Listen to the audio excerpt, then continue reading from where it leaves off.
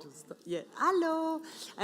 We are making you waiting just because actually this is, first of all, my name is Simona and I'm from the European Training Foundation from Turin. I know some of your faces and I'm happy to meet all the others of you. We are actually waiting a bit while we hope you are still ticking the boxes because we have actually a hybrid event, so we have to connect with the online participants and the streaming, etc. So we have some technical time to respect. We will start on time. If any of you would wish to have a water is not on the table, but you have it in the dispenser outside with the glass. Well, basically that's all from me at the moment. So I leave you just five more minutes and then we start. It's all okay? Are you all awake? Are you with us for the entire day? Benissimo, fantastico. Allora, 5 more minutes. Thank you.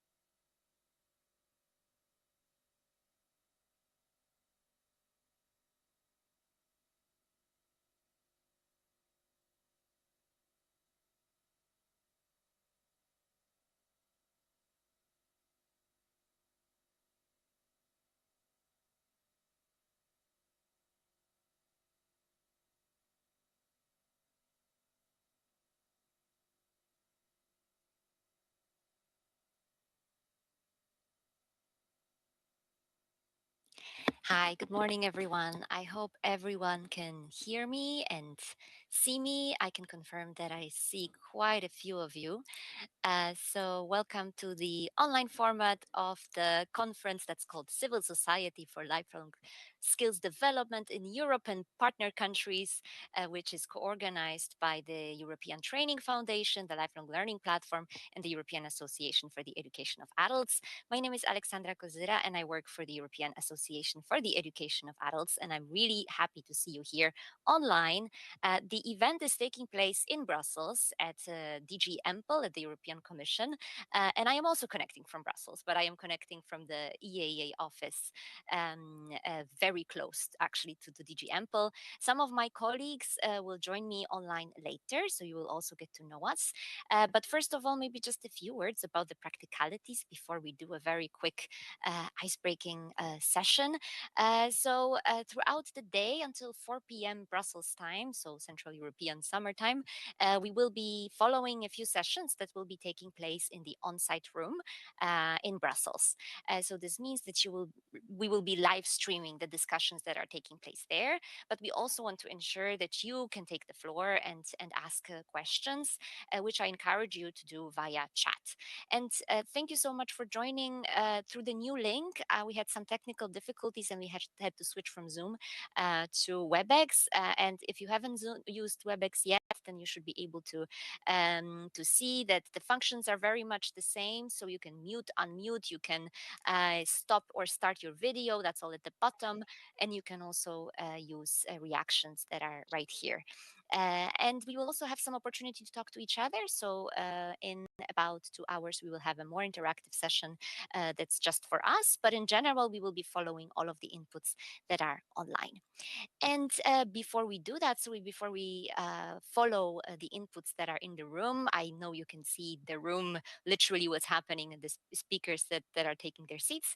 I would like to ask you to join me for a very quick activity on Mentimeter. And I think after 3 years of Zoom or other online formats, that's a tool that you should be already familiar with. So you have on the slide here that you should be able to see the code that you will need to use. So that's www.menti.com and the code is 83854685. And I will now share a little slide in which I'm asking you where you are connecting from. So if you can just drop the name of the country or the city, if you prefer, where you are, and share it with us. Good morning, Alexandra. Hi. Hello? Hello, Yes. good morning. Good morning. It's Shuruk Shatnawi from Jordan, from Middle East. Hi. Nice to see you. Nice to meet you. So I'm Thank just you. sharing a little activity that we're doing on Mentimeter. So please use the code 8385 4685. I'm dropping it in the chat, just double checking if it's correct. There you go. And this way we can get to know each other a little bit better. You can also drop messages to me and to other participants in the chat. And in the sessions where it's just us, you can, of course, take the floor. So nice to meet everyone again. And let's see, maybe I can already share my screen.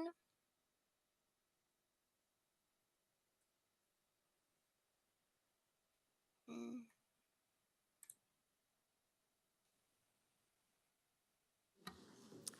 Okay, thank you so much, Alexandra. Actually, from Brussels headquarters, we are taking over. And welcome to everyone to the conference on Meeting is being recorded.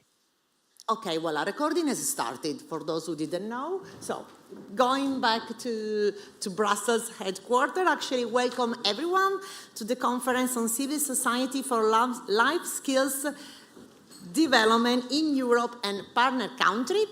As Alexandra already said it, this is an event, it's a hybrid event. We have a number of people here with us, which is you.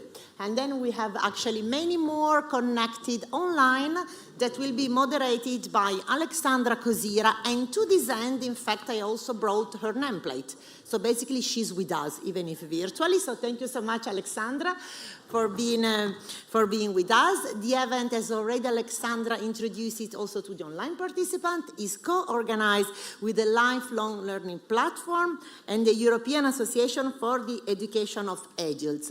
Not sure, Alessandra, if you did it already, but just allow me to recall to the online participant to rename themselves. That would be essential, basically, for us here dealing with the tech production in order to allocate them to the breakout group. Nothing to do with us here in the room, but we have to, to follow both track. Okay, then, I told you already about the water dispenser. I greeted Alexandra Cosira, so I think that now is for me the time actually to introduce Xavier Mateu de Cortada, Head of Capacity Building and Head of Knowledge Hub Department. Actually, I'm from ETF and I made a mistake in our department, but that's life, we are human. So, because for me he's a friend. So Xavier, floor is yours. I think I have to shut up now. Okay, thank you very much, Simona. Good morning, everybody.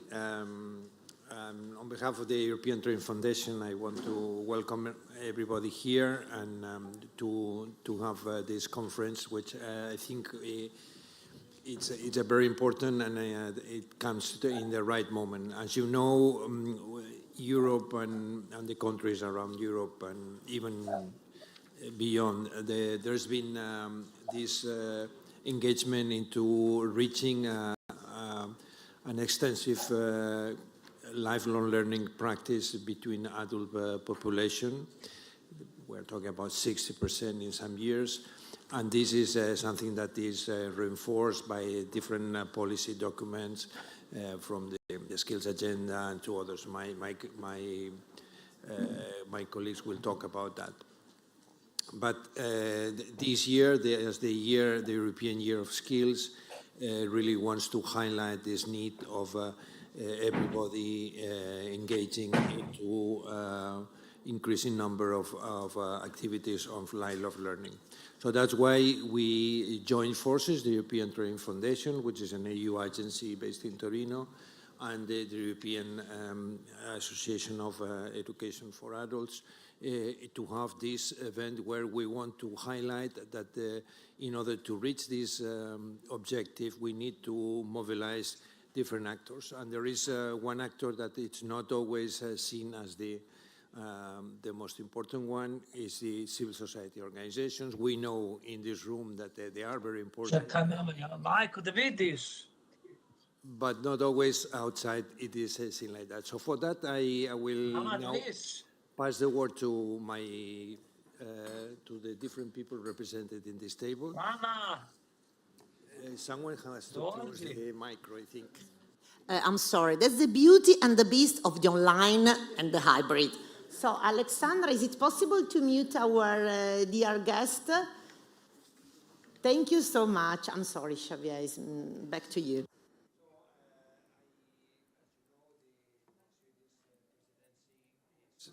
As you know, the Swedish presidency is this year, these 6 months is. Sorry for that. Okay, guys. So let me introduce Anders Lindholm, who is from the permanent representation of Sweden, who is now holding the Council of the European Council, the European Council. Please.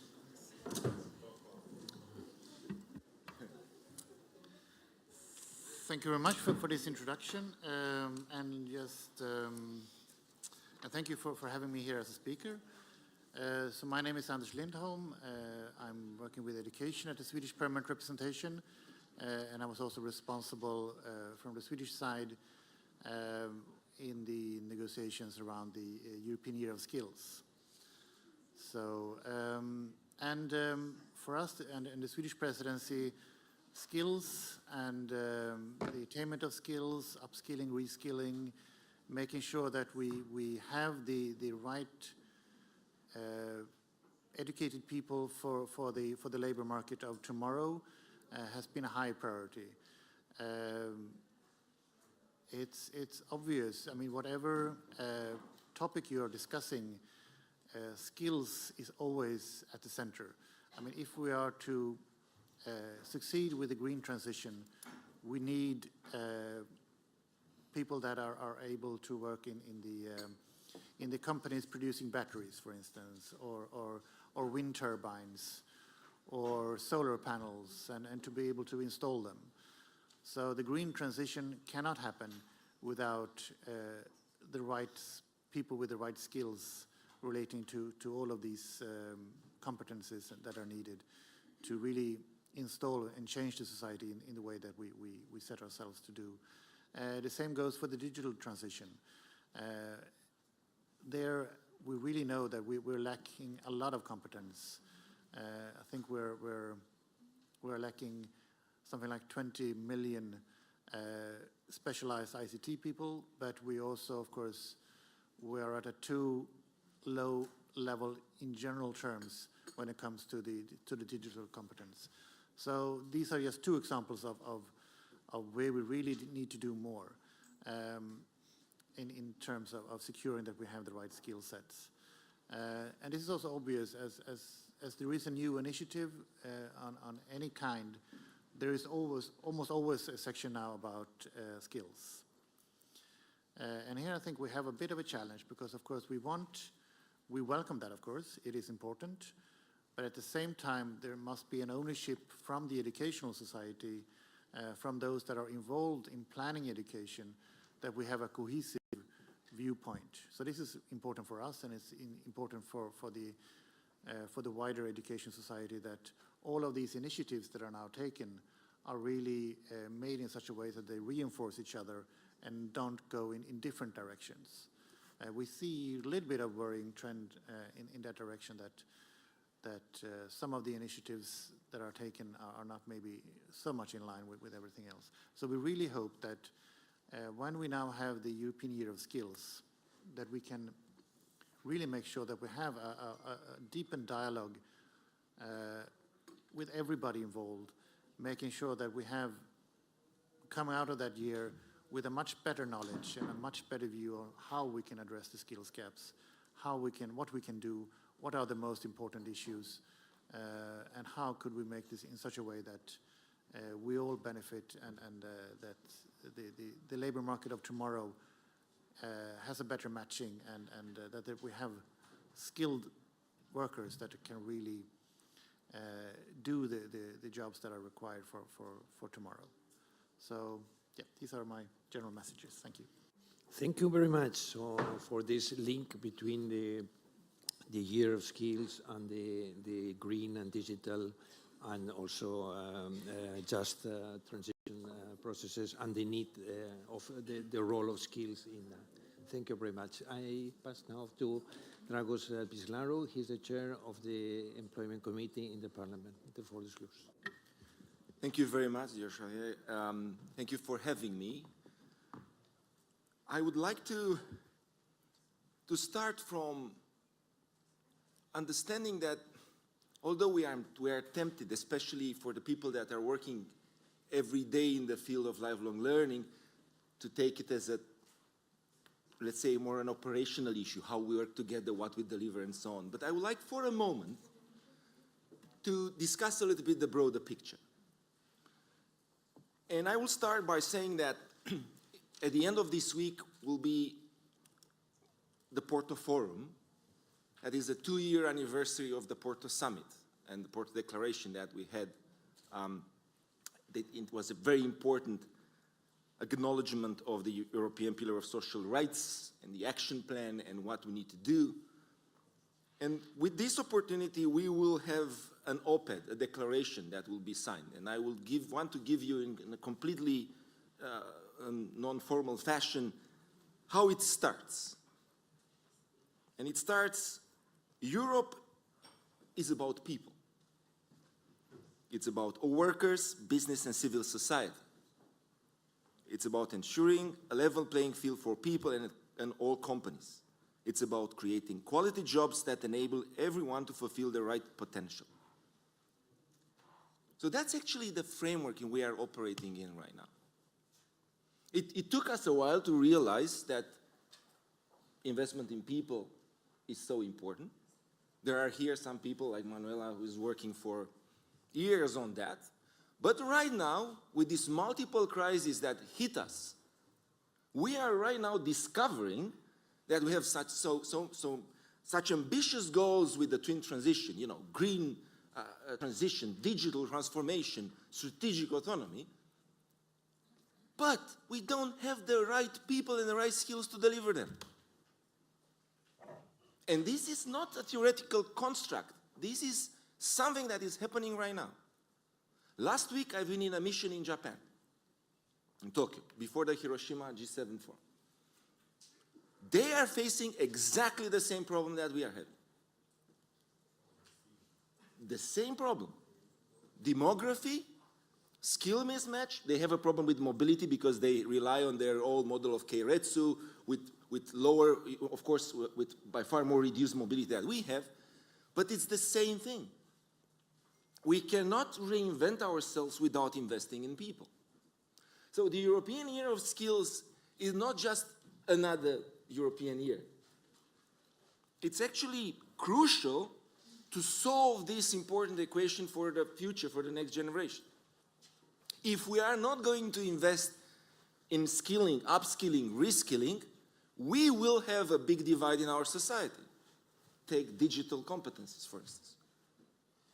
I mean, if we are not going to invest heavily, both for the younger generation and for the elder generation as well, in digital skills, we will have a digital divide that would actually make those people back in the 80s and 90s talking about it, you know, feel completely justified in their endeavors to try to explain where we are heading to.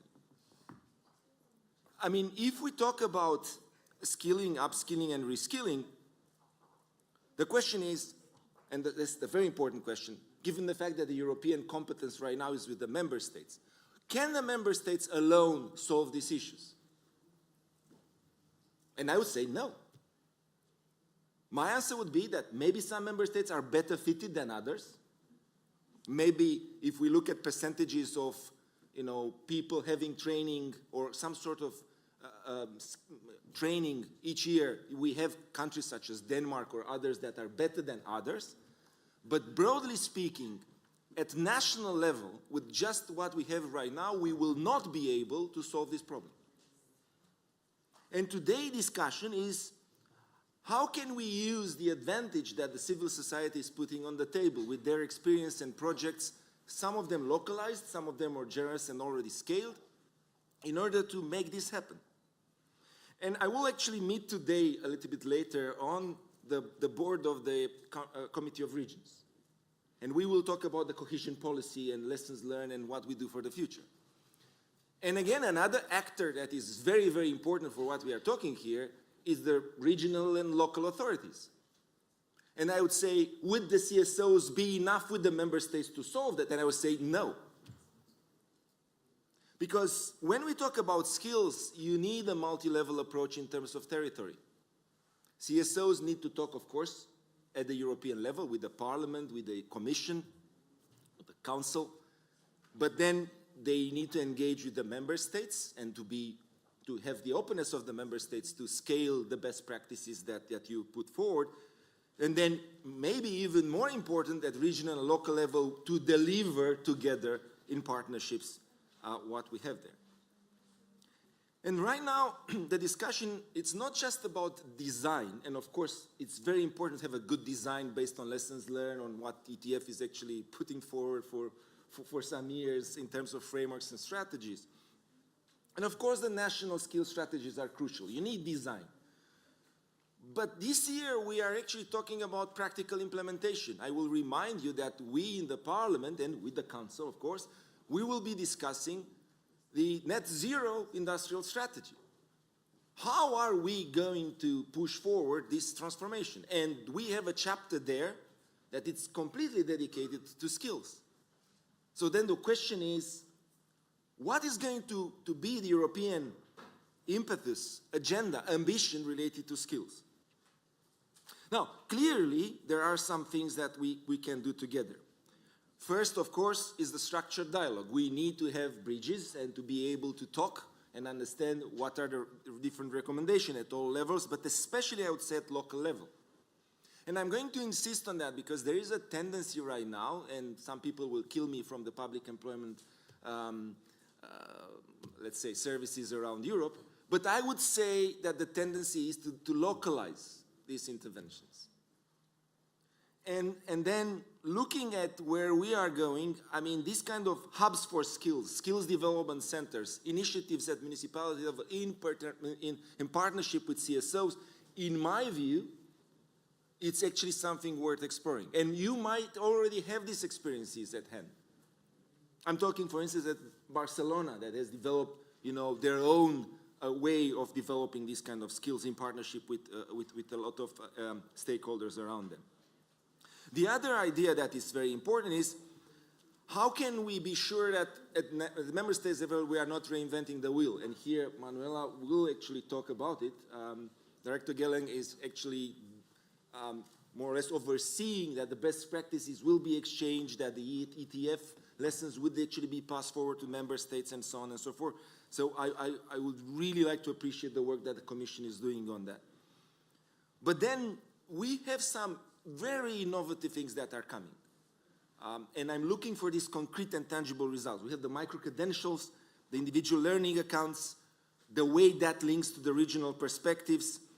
And I would say that this would be an amazing year to unleash the potential of skilling and reskilling and focusing on the different segments of societies and the way they can actually get an independent and decent living. I would like to conclude by saying that from the Parliament perspective, if you have actually witnessed the work of the Parliament, we might actually have a quarrel on different issues. I mean, how left or right should be a policy on different things, platform work, mobility, social dialogue, and so on. But on skills, we have one team working on that. We have a complete understanding that this is a priority, so from left to right, irrespective of where we are on the political spectrum, we acknowledge the need to invest in people, which is amazing, which gives us a lot of political support for what we are to do. What is lacking right now is what exactly is going to be delivered in the European Year of Skills. Is it going to be just a framework? Because then that would be a little bit awkward. What kind of tangible results will we put forward? Can we create a revolution at local and regional level where municipalities and regions would compete in actually putting forward this kind of skills implementation. And that,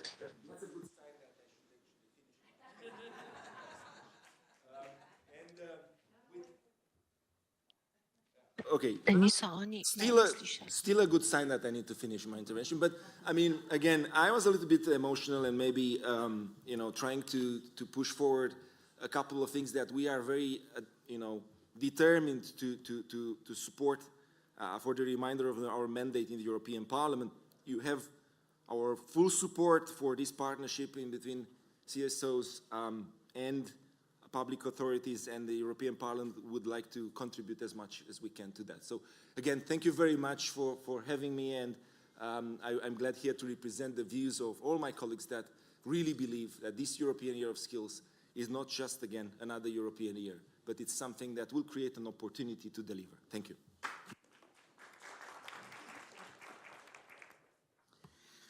Okay, I'm sorry, I just interrupt a second. Just to say that you will hear some restart and recording. We didn't get crazy. We simply have to restart the systems because actually the best is yet to come. So I think that I thank you so much to the two first distinguished speakers. Xavier, the floor is back to you. We'll let the host know that you're here. Et bon voilà, ça y est, Xavier. So thank you very much. This meeting is being recorded. We heard a lot of information about the big picture, as you said, and the big challenge of the skills gap compared with the size of the challenges that we are facing, and how mobilizing all sorts of actors from the European institutions, the three big European institutions, also the Committee of the Region and so on, but also civil society and everybody in this can contribute to face this. And I think the very good news that you say at the end, that there is high level of consensus about everybody and on the importance of this skills dimension. So the next speaker now is Manuela Gelenk. She's the Director of Jobs and Skills in the Commission in the DG Employment. So the floor is yours. Thank you very much, Javier. And I must say that the previous speaker have made my task very easy and more difficult at the same time, because a lot has already been said. But perhaps let me start with something that Mr. Pislao just said about the declaration in Porto and the fundamental point to allowing every individual to fulfill the right potential. Because I think this is really the key point of the key point and the key objective of the year is that we change our mindset. Because every time we speak about lack of shortage of jobs, of labor, we think, let's form the young people. Yes, it's important that the young people that come on the labor market have the right skills. But with all these transitions, what is really important is that the workforce that we have has the right skills. So it's about changing the mindset. It's about explaining and ensuring that everybody knows that whatever their age, it's always a learning process. And this is becoming really crucial for maintaining your job on the labor market. So a mindset of upskilling and reskilling is really crucial. And I think here civil society organizations have a key role to play to pass on the message. At European level, as was already highlighted, we have a lot of tools. We have come forward with a European approach to micro-credentials that should facilitate adults that have done the effort to go through a training, receive a certification for what they have done. And also this facilitates the employer because the employer sees what the person knows. We have a council recommendation on the individual learning account, which would give every adult the possibility to upskill and reskill. And we have, obviously, the framework was already mentioned, the skills agenda, and we have a pact where companies, social partners, civil society organizations, public employment services, public authorities have committed training, something like 10 million now of training opportunities, and we have over 1,500 organizations in the Pact for Skills. And why do I speak about Pact for Skills? Because it epitomizes something which is very important and which has been stressed already, is that we need to join forces. Nobody can do the upskilling and reskilling of adults alone. We can only manage if we work together. And the Pact is one example of how we can and should work together.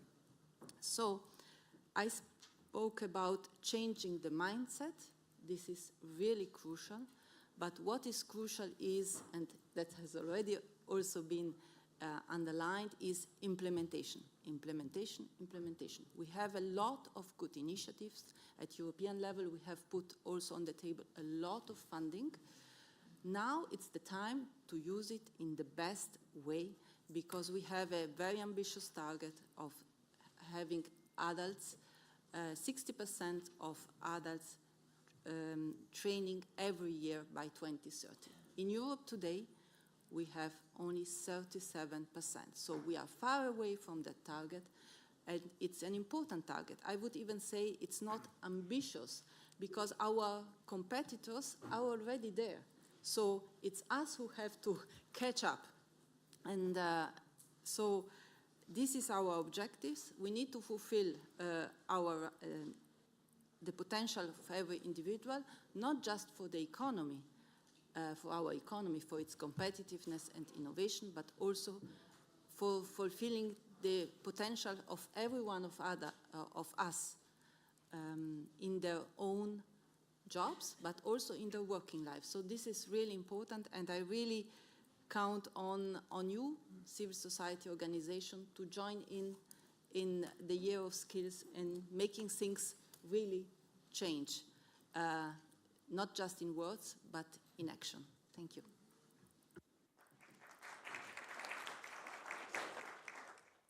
So thank you very much, Manuela, for reminding that it's not only about youth skills, but also is about almost all the population, and this important effort of upskilling and reskilling, and all these developments that we have now in terms of micro-credentials and the individual learning accounts and so on, which is to facilitate, and what you were saying, that the implementation. That's really crucial, and join forces everybody in this common objective. So now I pass the floor to the European Economic and Social Committee. To Tatiana Babrawiskiene, who is the member of the of the council. Please, the committee, please. The word is yours. Thank you very much. Yeah, my family name is not so easy to pronounce. Lithuanian names are very long. Babrauskina. I would like to start by thanking for inviting me here as representative of the European Economic and Social Committee. Thank you for organizing this debate. Thank you, ETF, thank you, Lifelong Learning Platform, and European Association for Education of Adults. It's probably one of the many events happening right now. Even today, I have 3 events linked to skills. Regarding the skills here, I can advertise immediately the opinion. I was Rapporteur General on the European Year of Skills, so you can read, and there are a lot of points there. When it comes to the debates we have today and the role of civil society organization, I do agree with the Parliament. The needs of the learners should be at the center, and also Manuela mentioned that. And with this, we should highlight the needs also of educators. Educators, I mean teachers, trainers, tutors, all these who are working to provide the skills, and also to provide upskills and reskills. They themselves have to have the possibility to get upskilling and reskilling. Practical teaching and continuous development of skills for students to fully express their potential should go hand by hand with continuous professional development of teachers. We are confronted with huge challenges in digitalization that affected education and training as much as other sectors, if not more. However, we observe gaps in basic digital infrastructure for modern teaching, for example, internet access, connectivity, IT equipment, without which the transition cannot be a just transition. Looking at the green transition, civil society organizations are very advanced in the development of new skills that are necessary for the greening of the economy and society. Adult learning and education for green transition often materializes in short-term courses that are initiated by civic groups, but often are developed in collaboration with schools at local level. I quote this as an example of collaboration that can generate better quality outcomes for the learners. Education and training, civil society organizations, social partners, private sector should be in dialogue. It's not only social dialogue. When I'm coming from trade unions, I didn't mention that, but it's not only social dialogue is important. Civic dialogue and involvement of all the civil society organization is crucial. Let me mention in this discussion the relevance of learning skills for the mental and emotional resilience for young and adults to stand in front of abrupt, sometimes dramatic change. We still remember the lessons of COVID, and some learners, some adults are still recovering from this. Formal, non-formal, and informal ways of learning are all to be considered here. Indeed, informal and non-formal learning plays an important role in supporting the development of essential interpersonal, communicative, and cognitive skills, including, among other things, creativity, active citizenship, and skills for working life. Community work and other forms of volunteering can be considered in this context as a source of learning and of sense-making and inspiration, if you wish. In conclusion, I would say that citizens' participation and resilience, as well as ensuring their involvement in decision-making, is about good governance and effective societal development. And here, where I see huge potential of organized civil society, I underline that because only when we are organized, we can join our forces and all together, I wouldn't say force, that's the jargon of trade unions, the governments move towards what Manuela just mentioned, implementation of numerous initiatives which are appearing and just appeared, and they are somehow at member states level, especially when we speak about the region, are lacking, especially this element, implementation, and I'm available also to support. I'm not a social dialogue person, but I'm civic dialogue more. Thank you. Thank you.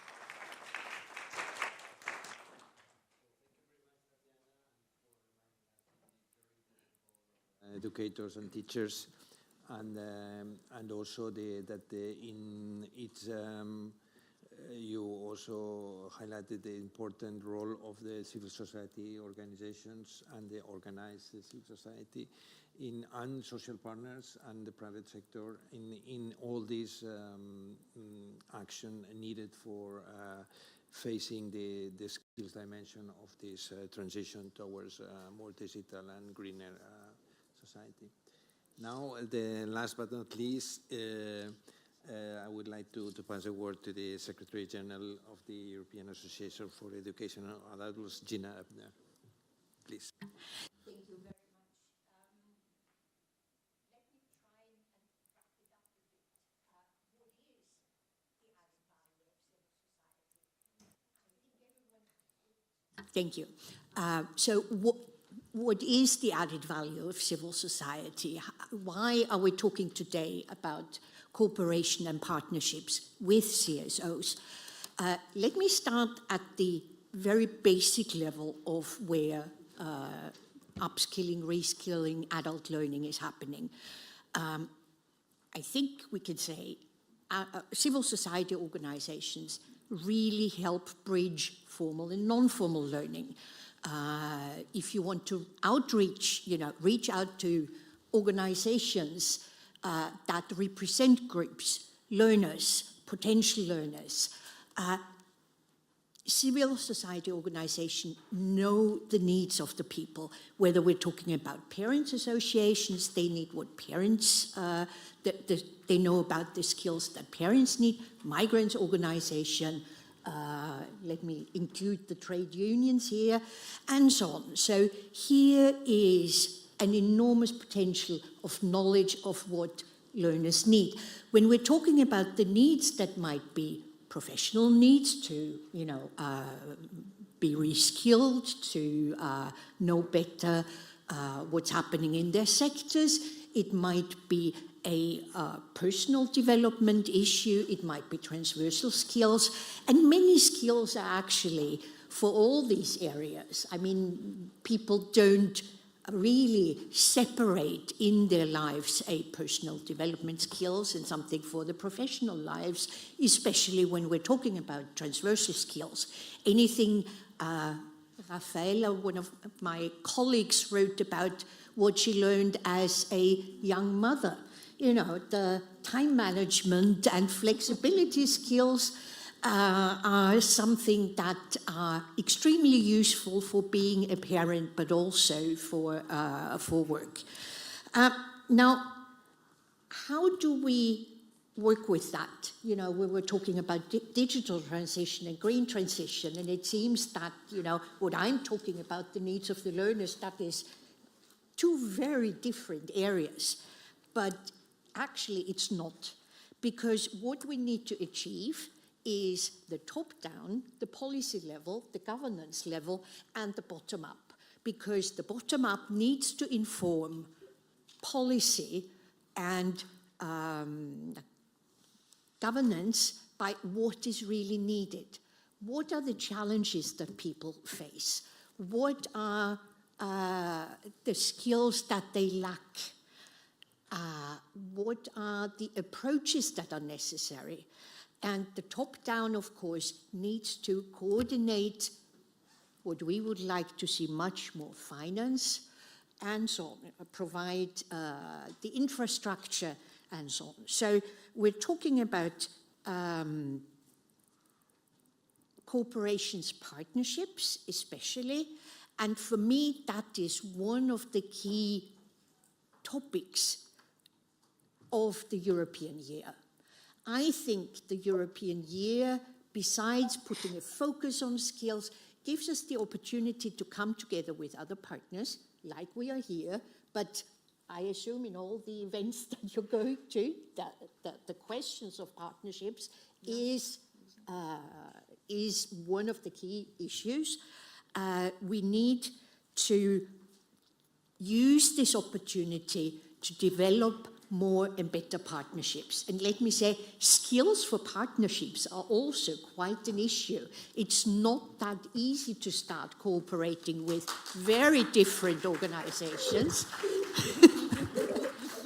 I think everyone who has been in a group of people who want to work together, you need to overcome different organizational cultures and so on. So we do need that leap of faith, and we need the skills for that. And I think the European year gives us that opportunity. So top-down, bottom-up, and cooperations in both areas and with each other.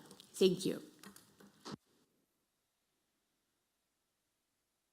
So thank you very much, Gina, for this last intervention with a focus on this, how these joining forces is articulated in bottom-up and top-down, and how the partnership play a very important role in order to face this issue of this challenge of skills. I think we are running out of time, so I thank you very much, all of you. I think we try to represent in this table all the institutions and all the different actors, and I think this is a very good message for the objective of this conference. Thank you very much. Okay, an applause. Benissimo. So thank you so much for our 5 speakers, and of course to Xavier. Xavier, you won't get rid of us. You have to stay here with me. And actually, thank you very much. It was very inspirational and promising. So cross the fingers. Actually, we will go ahead in the best way possible while our speakers are leaving the floor, hopefully safely. Actually, you all have this color post-it in front of your desk. Look at me. Okay? Can you just write down your city of origin? Just a second. So we give the time to have this exchange, also because we didn't have the time, also because of the room setup of having groups and really to get to know each other more individually. So please write down on your post-it, the post-it you have on your desk, just write down your city of origin. It's 1 sec work. Did you do it? Just give me a signal that you are alive. Yes. Did you? Allora, city of origin, where you born? Now, let's say where you born. Now, Andrew wanted to have another, because I know from you. Okay,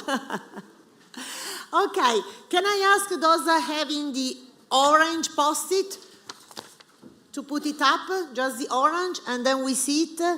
Okay, cheesy now. Aha, I can go, Can I have any help in reading the Syria? You are yellow. I know the yellow and the orange are very similar, but you know, just the orange. And can I ask someone with the microphone to go through the participants? Our dear hostesses. Scusa Laura, ma le hostess dove sono? Laura, ma le hostess dove sono? E allora non...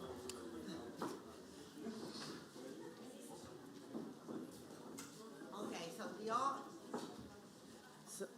the orange up. In the meantime of the orange, can I ask the panelists of the session managed by Hugh to come here on the podium with us? Okay, the orange, can you just read me, Leah? Is it open? Is it green? Okay.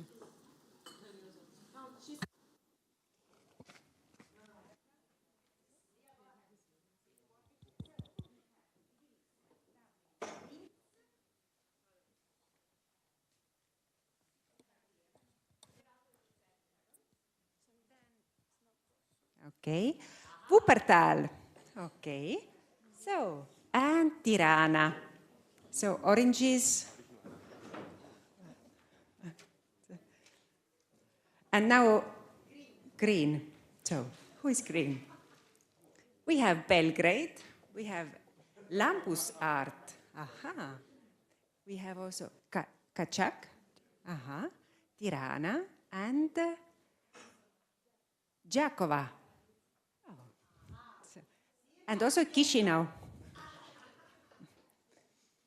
So yellow ones. Oh, here is still green one, Chisinau, Turin, Brasov, Brasov, aha, Brigen, aha, Grimma, and now my glasses are not good enough. Before we have Podgorica and Porto. Wow. So pink ones. We got here Baku, aha. We have Skopje and Turin, Kingston, Canada, Rozhje, Montenegro. So, and Vienna. No, Siena, sorry, Siena. So. Okay, thank you so much, Leah. There was a last-second surprise, so thank you so much. Actually, and myself is a Turin. Well, not so exotic, I have to admit. Okay, so while waiting for all the panelists being, let's say, set down and Hugh ready, just let me greet again our online participants, those following us on streaming. We had quite a few technical issues. As I said, this is the beauty and the beast of online, but we are still here. We are all alive, smiling, so I think that I have to pass the floor immediately allora, aspetta, let me read now, because I always made mistake with the title of my colleagues.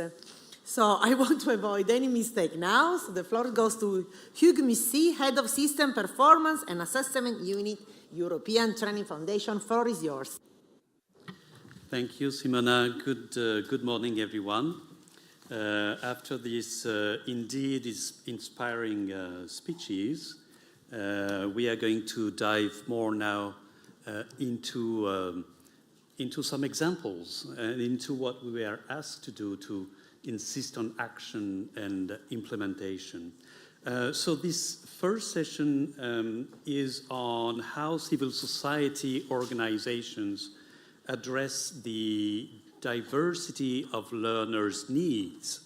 And by diversity of learners, we mean, of course, youth, but also adults, migrants, also how the gender gap or gender specificities are approached and are dealt with. And we'll try to see what kind of lessons we can draw for action and policies. So first, a few elements. I would like to rapidly introduce the panelists. So beginning on my left with Madame Herganova, who is the head of the Occupational Policy and Labor Migration Regulation Directorate in the Ministry of Labor of Moldova, where actually I had the chance to be last week. So we met last week in Chisinau. Left again, Mr. Koseski, who is director of the Community Development Institute in Macedonia.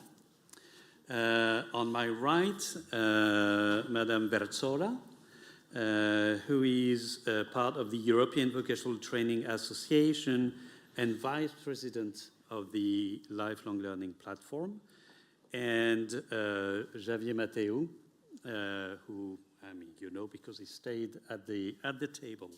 So just a few elements of process. So we'll have two rounds. We have 50 minutes. It seems long, but it's actually quite short. So we'll have two rounds of questions. I will ask the first questions to all the panelists. They can respond one after the other. For what we have planned is about 5 minutes. So I know Simona is going to sign and wave when we have not that much time, which I'm not very good at keeping time, but Simona is. So I will tell you 1 minute before if you can finish. And then we'll have a second round with maybe more specific questions on a number of things, how the needs are addressed, maybe some questions on advocacy and a few other ones. So my first question would be if each of you can first of all introduce the institution or the organization that you represent, and also explain, of course it will be a little bit short, but explain how you support the learners, both educational and training needs, and especially this kind of the diverse needs of various learners that we have just named, and how you do that. So, Madame Herganova, please go ahead. The floor is yours. Good morning. Good morning. I am glad to be present to this event. This is such kind of events always is a good opportunity to exchange our ideas and opinions on skills development topic. My name is Gerganova Anna, Ministry of Labor, Social Protection from Republic of Moldova. In Republic of Moldova, skills development is a responsibility across two ministries, Ministry of Labor, Social Protection, and Ministry of Education. So we work together on this issue.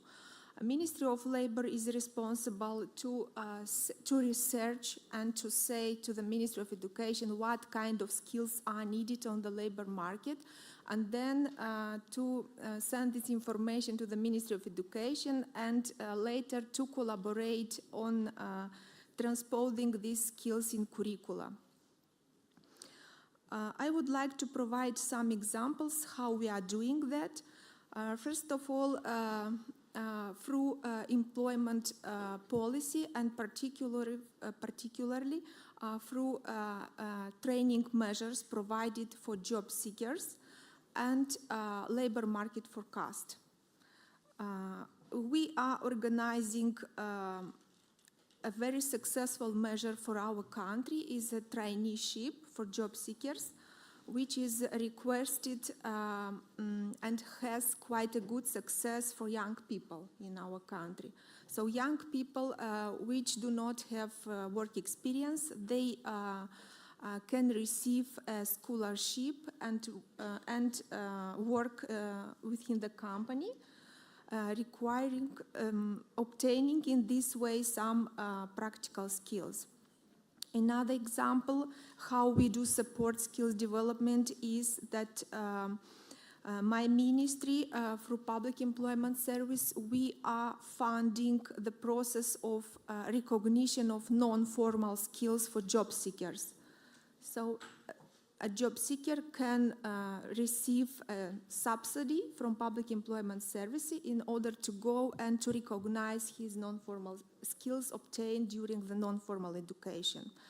Another example would be that our ministry, we are involved in continuous updating of national classification of occupations. And 2 years ago, we succeeded to update our national classification of occupations according to the ISCO. And now also we are promoting, especially a department that I am representing, we are promoting through companies, private companies, to be used this description of responsibilities that are included in the classification of occupation. And all of them, I want to say that they follow this classification when they develop their task responsibilities on the job, for example. Another example would be supporting skills councils in Republic of Moldova. We developed a legal framework. And now we have functional 6 skills councils. We are providing support for them based on project ideas, and they are involved in communicating to the education system what are the skills needed by companies. So in the next round of questions, I will talk a little bit more details about the skills councils, because not all of them, are fully functional, and civil society organizations also need to be supported in order to be involved in skills development activities. So, thank you. Thank you. So we will continue with you. Thank you. Well, it's a pity that the previous speakers are not present here because we wanted to send a message and we didn't get a chance. This topic is really important. It's important for us and for civil society organizations, what they can do. Of course, member states, they have other priorities, but they can always emphasize and put in progress reports to see how this issue is treated in aspirant countries. That's minimum what the European Commission could do.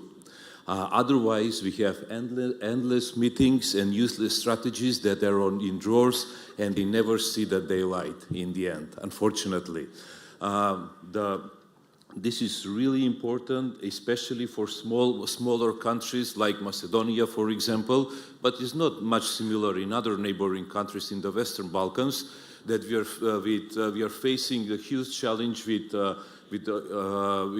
the labor market, and we see how the skilled workers are leaving, and we are not building capacities, and we don't invest to, let's say, to produce new ones who will remain.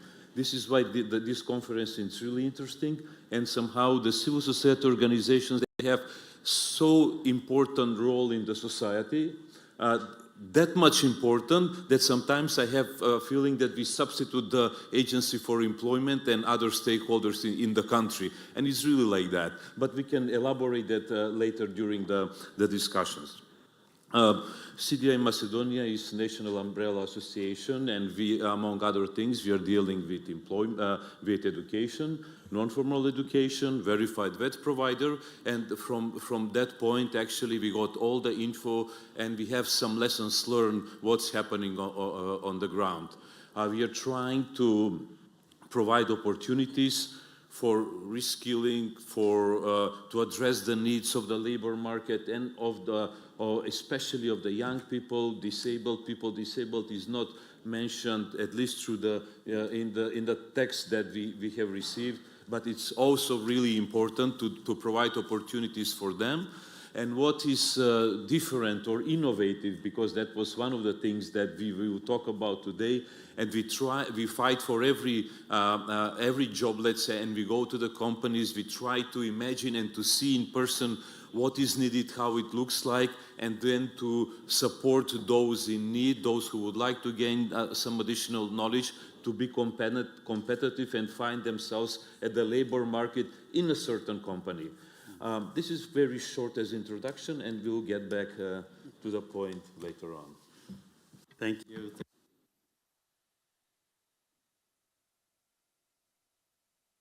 Yes, and good morning, everyone, also from my side. As it always been mentioned before, this event truly represents a valuable space for discussion and exchange on the crucial role of CSOs in the development of skills constellation.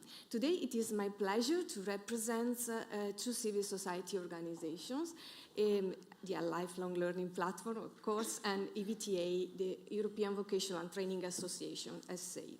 As concerns the Lifelong Learning Platform, which co-organizes this event, I believe there's no need of long introductions, and I'm quite confident that we are already well known as an umbrella association that gathers 42 European organizations. Currently, these networks represent more than 50,000 educational institutions covering all sectors of formal, non-formal, and informal learning. As for our role, in a nutshell, we provide support to meet the diverse needs of learners in terms of advocacy and capacity building to our members. We work directly with all types of learners, young, adult, migrants, learners with fewer opportunities, and more. As the European Vocational Training Association, EVTA, which is one of the founding members of the Lifelong Learning Platform, similarly, we do act as an intermediary body between educational, vocational, and training actors and institutions in the European Union. Our members are public and private vet providers, both for initial and continuous training, as well as national public employment services and research institutes. We like to define EVTA as a far-sighted ecosystem where different stakeholders jointly share knowledges and practices, discuss and plan concrete actions shaping the training of the future. In this sense, the engagement of our members is vital. Indeed, through their wide pool of beneficiaries, they put specific action in place to analyze the needs of learners and address them in a professional and personal pathway, exploiting their potential for their own fulfillment. To this end, we strive to not reduce skills development to an individual investment for securing a job. Rather, we see it as a way of emancipating the learners to seek out a livelihood and actively engage in their communities. Let me say that in a world that often points to standardization, the strength of VET truly lies in the capacity of customizing the learning experience, putting learners at the center of the process and guiding them along the way. At the core of our approach is a fundamental figure, the one of the guidance experts who carefully supports the beneficiaries in their tailor-made training pathway based on a sound learning needs analysis. Such professionals master dedicated tools and methodologies to identify the needs of groups that risk having fewer opportunities for active participation in society, as the ones we are focusing on today. This is something that I can see also every day with my own eyes, Proper skills development and empowerment of marginalized people can best take place in inclusive environments that promote a culture of lifelong learning and adopt a learner-centered approach. This implies promoting holistic growth for all learners to ensure that everyone achieves their self-realization according to their abilities. To complete this picture, CSOs do create bridges between the actors and stakeholders moving in the ecosystem that surrounds learners' needs. Within this ecosystem, we act as mediators with a two-way approach. On one side, linking the bottom level to the top one. On the other side, we operate as a dissemination agent of all initiatives implemented at the European level, ensuring the outreach to the grassroots level. Consequently, it is allows us to reach out to our potential beneficiary and actively involve them in their training pathway with measures and solutions to help them shape their role in society. And to maximize our efficacy, we adhere to networks and organizations like the Lifelong Learning Platform that supports then our members' work in a larger network dimension. Building from this, we offer the experience and insights gathered by us and our members to European policymakers to support them in designing and shaping the decision-making process. The goal of this approach is always to engage citizens and stakeholders throughout the policy development. This is definitely a privileged position, I may say, that we hold, as we are both at the side of who is working concretely on the field, but also close to those who reread and act on those experiences. Thank you.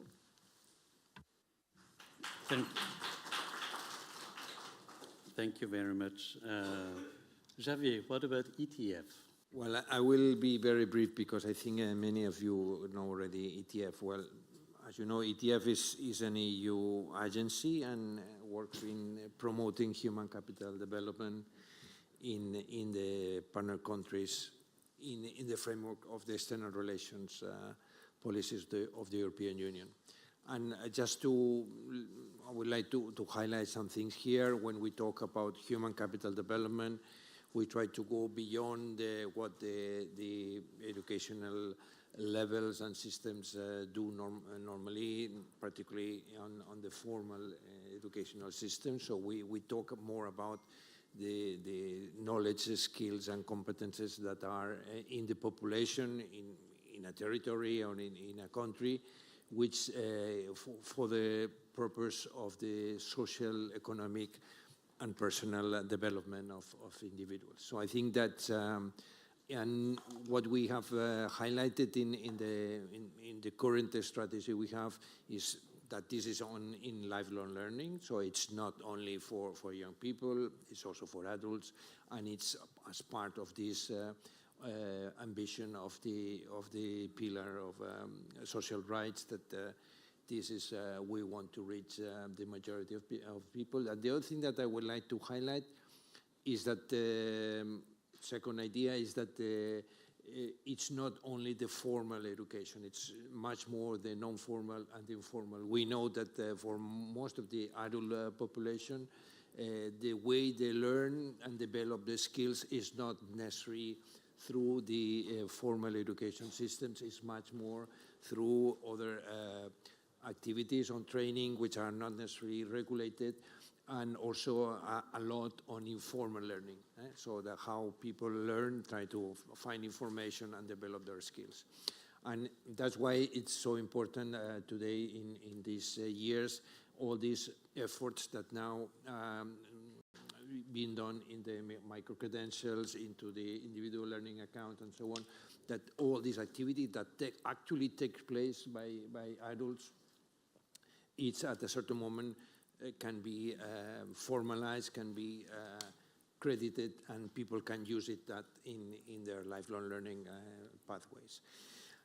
Last thing I would like to say is the international dimension of all that. I think it was said before, Pislaro was saying, the chair of the Employment Committee of the Parliament, he was saying this is not something that the countries can do them alone. I think also even the European Union cannot do that alone. I think the European Union, in that sense, it needs to internationalize much more their education and training policies in this broad sense of human capital development.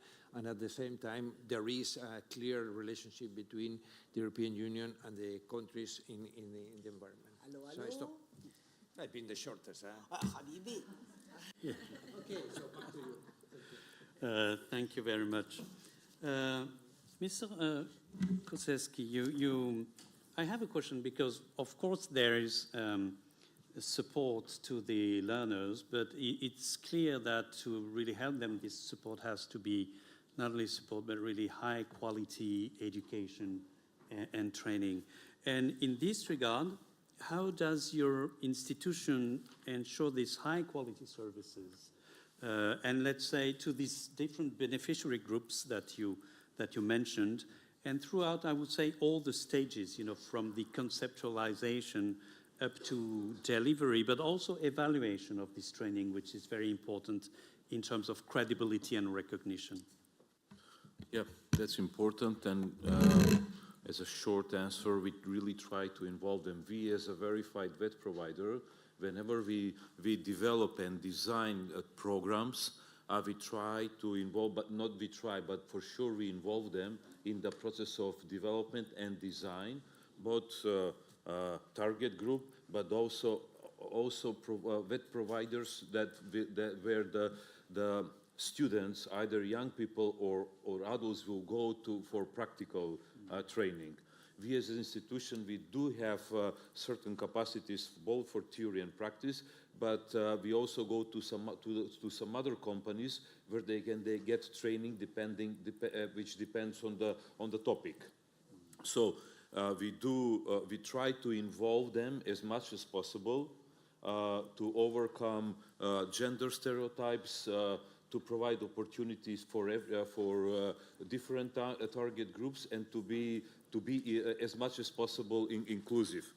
At the same time, at policy level, we also are trying to urge the government and all the institutions to adopt in their strategies inclusiveness and practical approach to see how to envision and to see how it's going to work in practice. Sometimes there are gaps between theories and practice, and we try to overcome that with our approach. So inclusiveness, consultation, it's a key moment, at least from our case.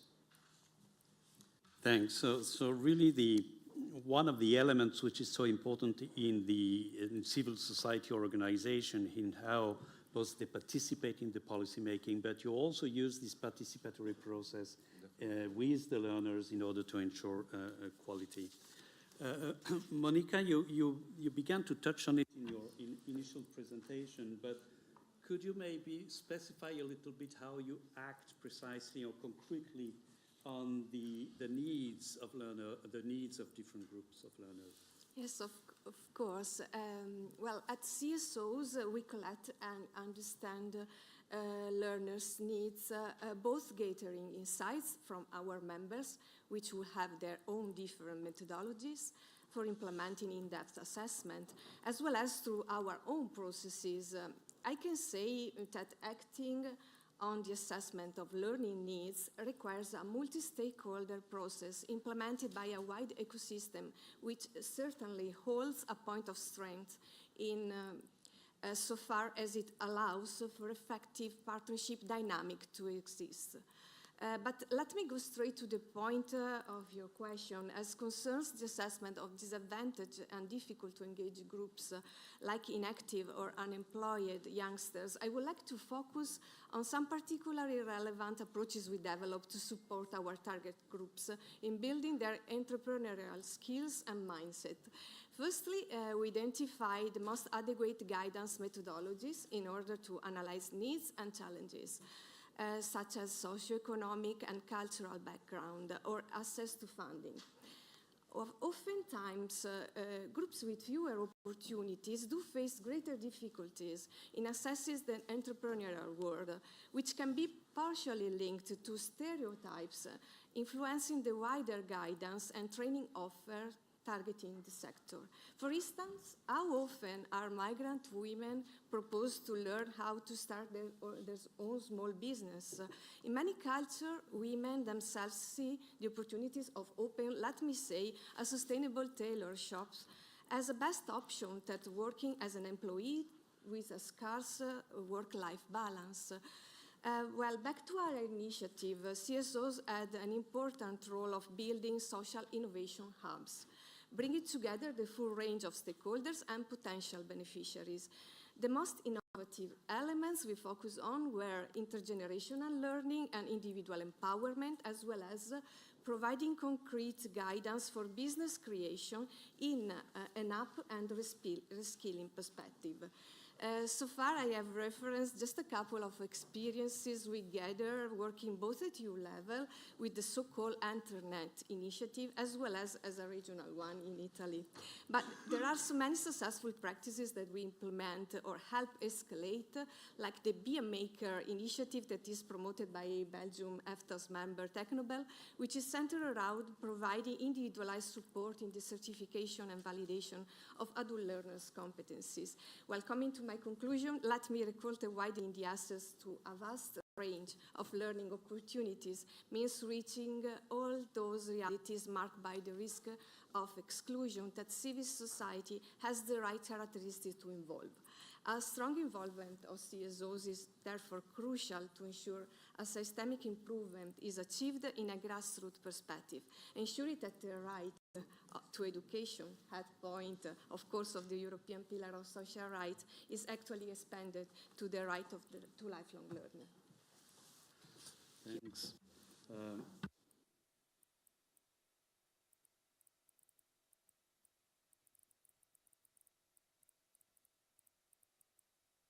Initial presentation, which is advocacy. Advocacy is a very important role, I think, of civil society organizations. Not all of them touch on advocacy, but it's quite important. Madam Hergenova, from the viewpoint of a ministry, how do you see the importance, but also the role of civil society organization in promoting a number of elements that I think you want to promote as learning culture, inclusion, personal development, career progress, and all of the things? And how do you articulate that with the role of the ministry? What we concluded during our work that civil society organization has a quite big role in the skills development and lifelong learning. And they can support very much government, particularly in my country, where public institutions still have low capacities in the sense that a few number of people working in the ministry, for example. So, and civil society can support ministry in the policy delivering. And they can become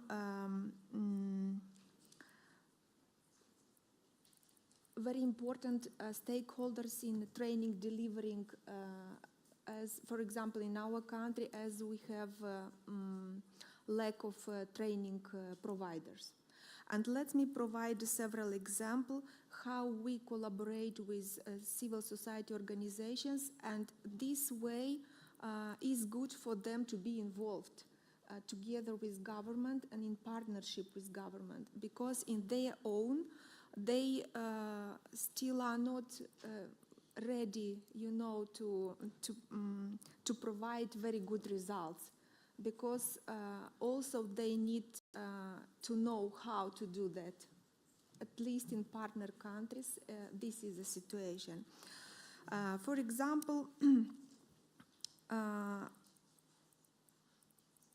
our Ministry of Education is implementing a program, a grant program supporting youth civil society organizations. They are providing to them grants for skills development, different kind of skills, and first of all, entrepreneur skills within young people.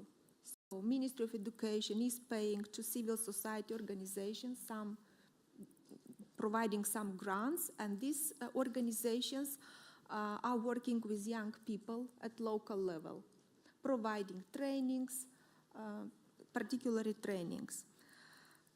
Another example that is quite successful for our country when we are working as government with civil society organizations, and here we can see their quite good support for us.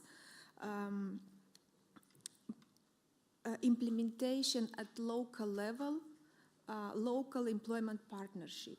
This is a quite new tool piloted in our country with the support of International Labour Organization, involving at local level different civil society organizations.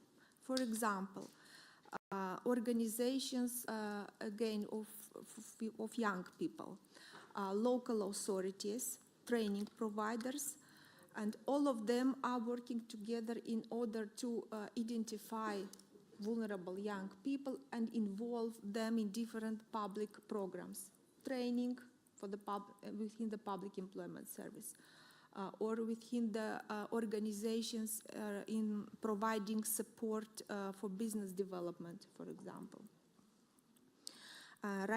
We have piloted such kind of initiative in several regions, and we can say that there are quite tangible results, and organizations get more experience, civil society organizations, how to involve themselves in this activity. But as I understand, I have to conclude. 2 points maybe to be considered, taking into account that the speeches before. Why should civil society have to be involved, and what is their added value? I think that civil society can be a good partner for public authorities, and they have to be involved, because in our own it's very difficult, at least in partner countries, to provide all policies, and they can be a good. But the second issue is that we have to have in our mind that at least again in partner countries, few civil society organizations are quite competitive on the market to be involved and to provide qualitative assistance in skills development and lifelong learning. Sretan, I think you want to add something. Such a short time for so many important things to be discussed. Advocacy and policy engagement is most frustrating part for civil society organizations, because we always participate in policy dialogue, strategies, involvement, and so on, and then nothing in the end.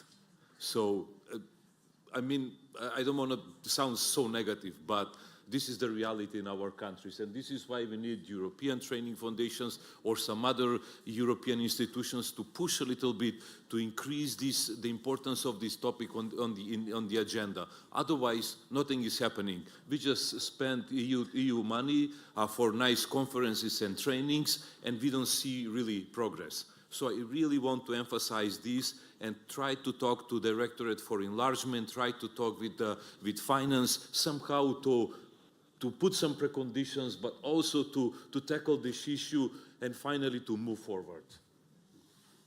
Thanks. I have a final question. So, Javier, how do you see, or how do we see from ETF perspective, CSO having an impact on policy, and are there some kind of lessons that we can draw? Okay, I'll try to be very brief, because I think it's there is people who want to participate, and I think it's nice if we enter into interactive session. I think 3 main lessons. The first one, I think the civil society organizations are fundamental for doing that is not leaving anyone behind. So I think the way they operate help them to reach some young people, but also adults who otherwise would not be entering into learning processes. We can expand more this argument, but I think that that's very clear that this is one first thing. Second thing is that in many countries, civil society organizations are fundamental to bridge these different types of learning and of formal, informal, and also by working in proximity to the needs of the users. And I think we have two examples of how they do that in the Youth Guarantee, which is something that started in member states and now is in many countries in our partner countries around the European Union, and it's working, and where civil society organizations work with public employment services and with other services in order to reach the young and people. And then the other thing is this European skills agenda with this upskilling and reskilling. It's also an example where civil society organizations work also with the public employment services and with other actors which are more from the formal part of policy. Third important lesson is that despite there are not a lot of examples, there are very good examples on how civil society organizations participate in policy dialogue. Sometimes at the level of defining strategies and defining policies and being consulted in that. There is an example of in Ukraine, the Public Council under the Public Ministry of Education and Science, which is a way where civil society organizations are consulted. That also the dialogue at implementation level. I think that there is a good example of Albania on where organizations participate in the learning processes of people who are affected by this transition, economic transition. And third one, dialogue with evaluation of outcomes, which a good example would be Jordan, where several NGOs participate in assessing and monitoring the implementation of policies. Thank you, Javier. So, Sreten, you are right. We try to put too many things, too many important things in the same moment, same time. We still have a few minutes for some questions that you might have to our panelists. So, there are microphones who will be circulated. Thank you. Please. Sorry, this is live? Good. Okay. You can hear me. Yeah, so there's a number of public policy challenges that governments struggle to address that community sector organizations could potentially play an important role in, and I wanted to highlight a couple and ask you to reflect on the role that community sector organizations can play in that regard. So one is, this has been alluded to already, that is engagement of low-skilled individuals in training. I mean, many people with low levels of education and skills, approaching them in adulthood and trying to encourage them to engage in education and training is something akin to asking them to return to the scene of the crime. These people have often not succeeded very well in school. It is something that they've left quite willingly and were hoping to find a job, and they find themselves later in life needing to upskill or reskill because the world has changed around them. Finding a way to encourage them to do that is something that public policy makers struggle very greatly to do. Short of them losing a job, what can you do to get them to actually willingly engage in learning? So I think that's a particular issue that I think is very important that community sector organizations can play a role in, and I'd like you to reflect on that. And if I have time, I'd like to ask one more. And that is, public policy makers also tend to see people as quite one-dimensional. They see them as, low income, they're migrants, they're single parents with children, they're persons with disabilities, they're low-skilled. But you work very closely with people, and you know they're not one-dimensional. You know that these people aren't just one of these things. They are many of these things simultaneously, which means that helping them means doing many things. There's not one thing that one's going to be able to do. You know that, you should know that better than most, working very closely with them, having the trust of them. What sorts of roles can the community sector organizations can play and help policymakers to address these very sticky problems that they really struggle to address? I'll just leave it at that, thank you. Thank you. I think we'll take no more than 3 questions. Well, you have 2 already, but let's count it as 1, and then ask our panelists to answer. Okay, my question is to the participants, because we heard a lot about the necessity to collaborate, to consult bottom up, top down, and we need skills for it. But I wonder if anyone among our participants has a concrete example of the how.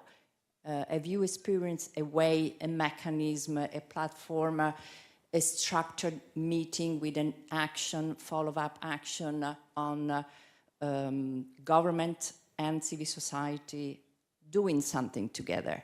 So if you are a government representative or if you are a civil society representative, can you quote one example of how you did it to cooperate? Thank you.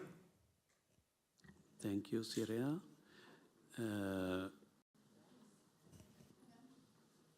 So maybe last question, please go ahead. Hello, I'm Magda. I'm from Georgia, Skills Agency, Georgia, which is a new organization. It was established 2 years ago in a public-private partnership. So the board of the Skills Agency is the government of Georgia and also the Chamber of Commerce.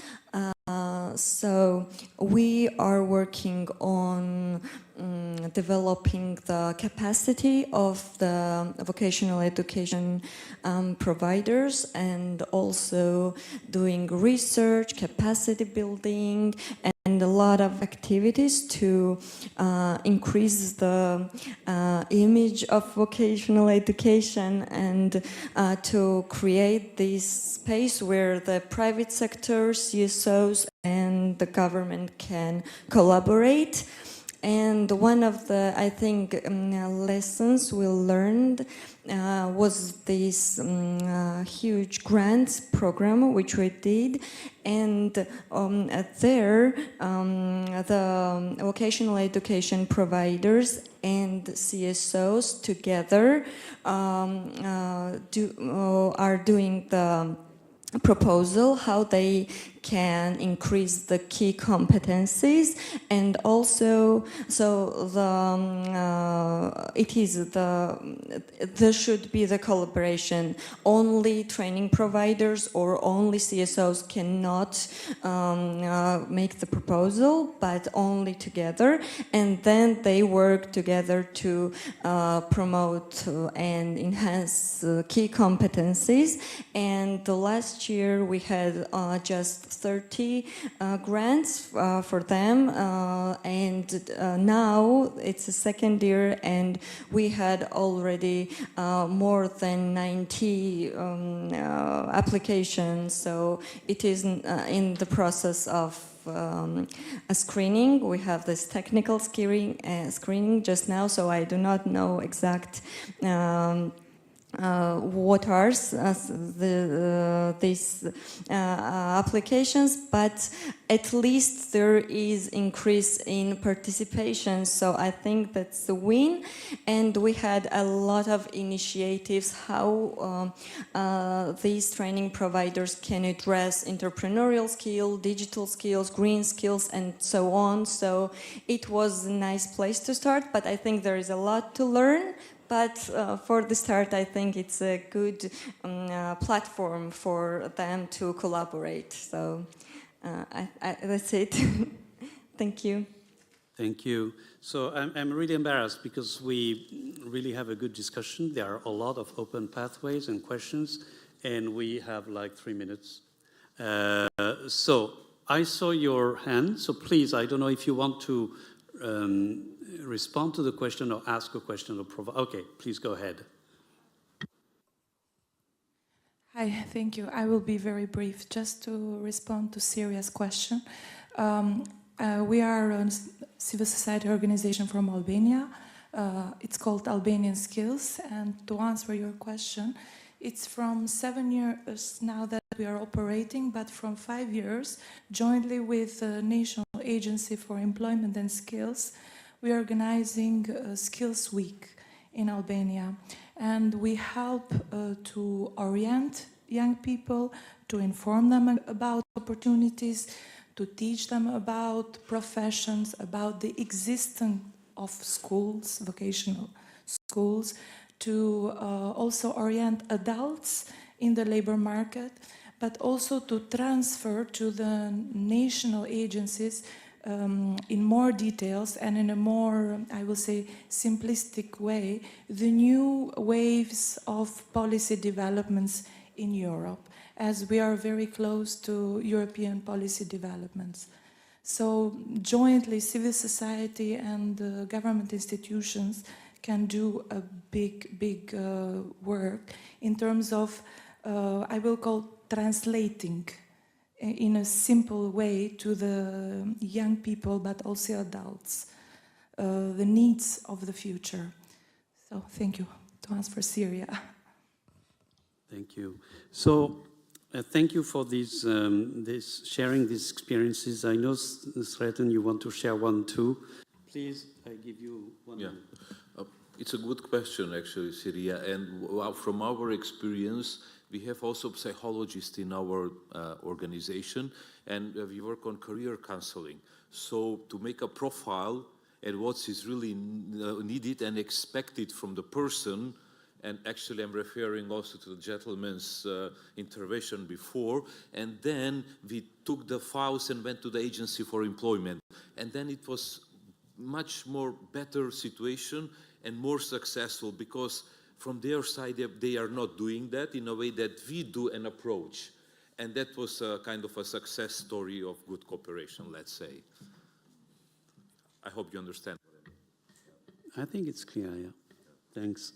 I turn to Simona. What do? There's the gentleman's question, which I actually like very much, on one-dimensionality. I don't know if you wanted also to refer to Herbert Marcus' book, The One-Dimensional Man, but that's what came to my mind. I think it's very important. It relates to your first question too, because you also take people who are, let's say, not very good at school or not really willing to go to school and reskill them 2 or 15 years later, which is also a way to see them holistically, not just, someone who... So I don't know if we have time for a response, or if we invite people to gather around you and provide their response while having a coffee. Allora, Hugo, don't make me such a bad cop, because this is what I am at the end of the day. Allora, I would actually launch a challenge to our panelists. Are you able to reply to Andrew's question in a maximum 2 minutes? To make a long story in a nutshell, if you are, floor is yours, because the question is very important, and at the end of the day, well, okay, it's also true that between now and your coffee is Andrew's question, just to make things clear, it's not me, the only bad cop, but apart from that, let's say, I give you this challenge and I leave, the floor is yours, okay? So you try to reply very quick to Andrew's question, just pinpointing the key issues the floors to our panel. So who would like to reply in 2 minutes? How people are considered not just on one key point, but holistically. Don't be shy.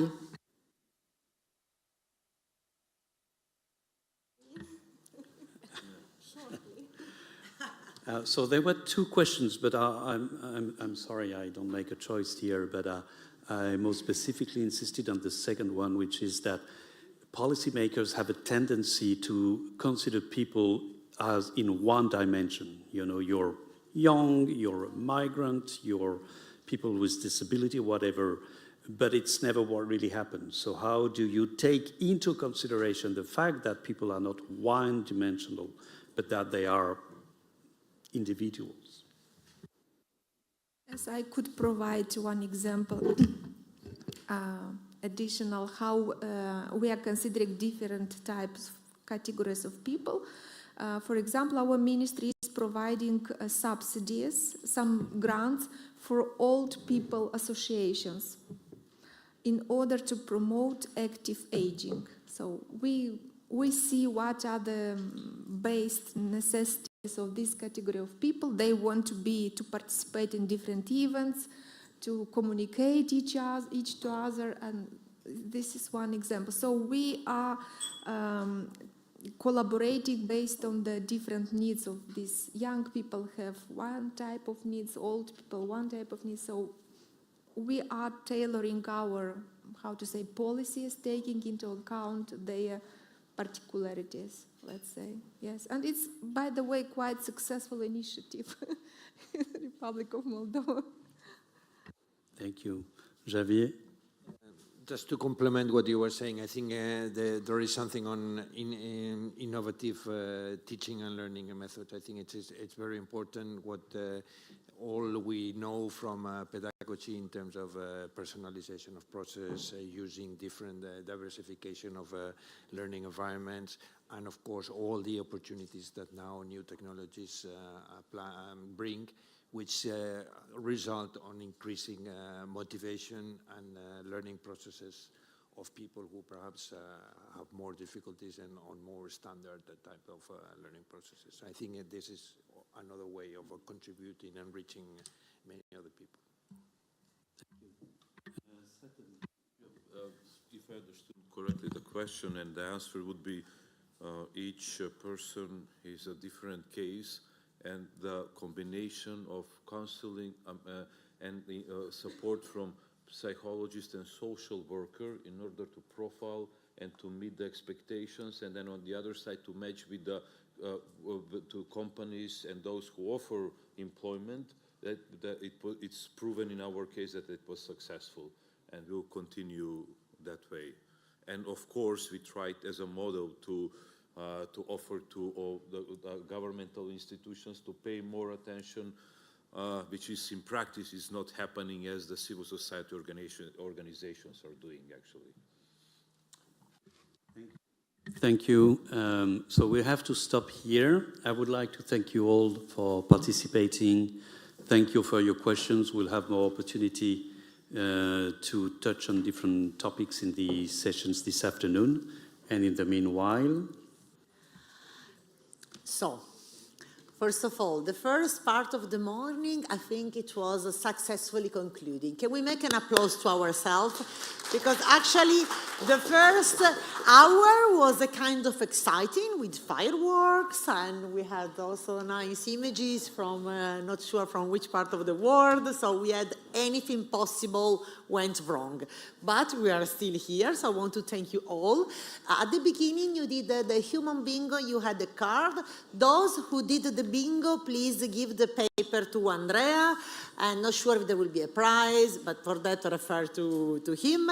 Also, those who are interested, you find on your desk the activity report from the Lifelong Learning Platform. I think is a nice booklet where you can get really at a glance key information from the organization. So please have a look.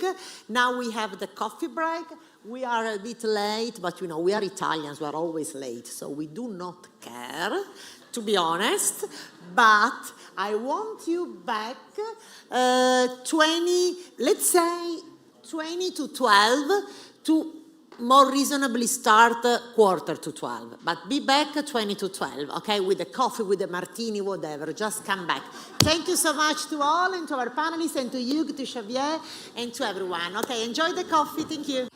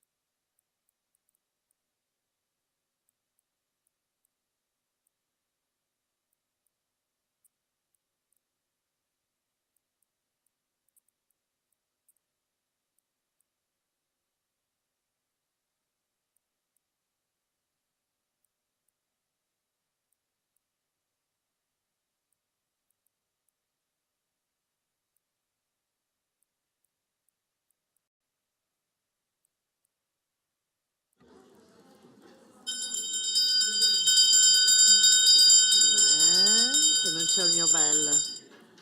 Voila, because I forgot the bell at home, so I had to download it from Spotify.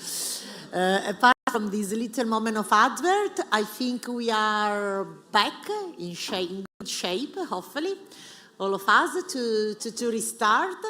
And I would like to, before passing the floor to our distinguished speakers and the facilitator of the session, we thought it was nice to have a Mentimeter, a question on Mentimeter. So would you all take out your mobile? I'm sure you have it. Don't pretend you don't. I see you, you have it. Take it out. And then there is, you go on www.menti.com. And even you, in case you brought your mobile with you here, please be with us. I'm the only one who will not do it because I have to talk. And actually, you go there, and that is the code 83854685, and then you should have your question. Am I right, Alexandra? Okay, I have someone in the room who is connected with Alexander. Thumb up, so it's fine. Are you in Menti?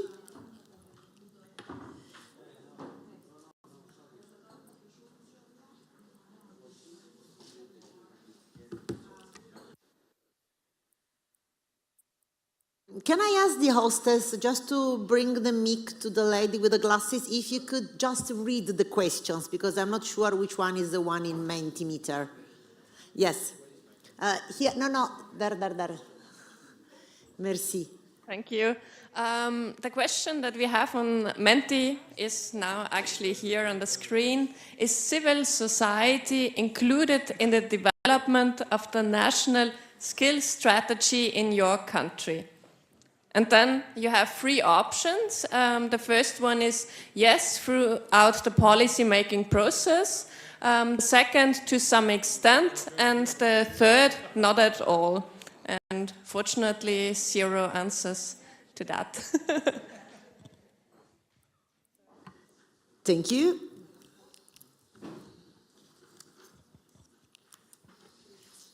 Okay, Alexandra, you give me a signal, you do the screen sharing of the result as long as we have answers.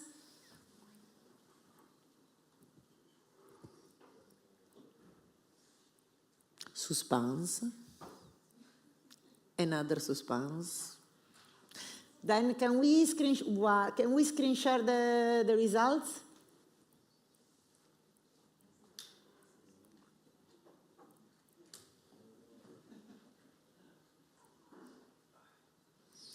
Okay, so I would say that the winner is to some extent, which I don't know if is a good or a bad news, or perhaps it's not a news, allow me to say. So this was also, we wanted to create a kind of a virtual connection with our online participants. This is basically the way we can communicate all together and be part of a common, let's say, joint feedback to our work together of today. So I think now is the time to launch, oh mamma mia, pardon, to launch the session on the case of the National Skills Strategy. What's the role of civil society organization in this process? Allow me to introduce Carlos Catoli from the European Commission, Directorate General for Employment, Social Affairs and Inclusion. He will facilitate the session. Floor is yours, and thank you for being with us. Thank you. Good morning, everybody. So, national skill strategies, you may have heard this term before, probably only in the last few years. Some 10, 15 years ago, it was much more common to hear about lifelong learning strategies. Lifelong learning strategies and national skill strategies are not exactly the same thing. Of course, they are correlated. One thing that they have in common is that both have a very effective name in English, but very difficult to translate in other languages. Trying yours. So at the end, very often lifelong learning is being used in English as an equivalent, as a synonym of adult learning, which is not what is actually supposed to mean. Lifelong learning is supposed to mean all forms of learning throughout one's life, including initial formal education and training, then also adult learning, but then also non-formal and even very informal learning. So it's really about, the focus is really on learning, on the process of learning, and not of the provision of education and training opportunities. So with this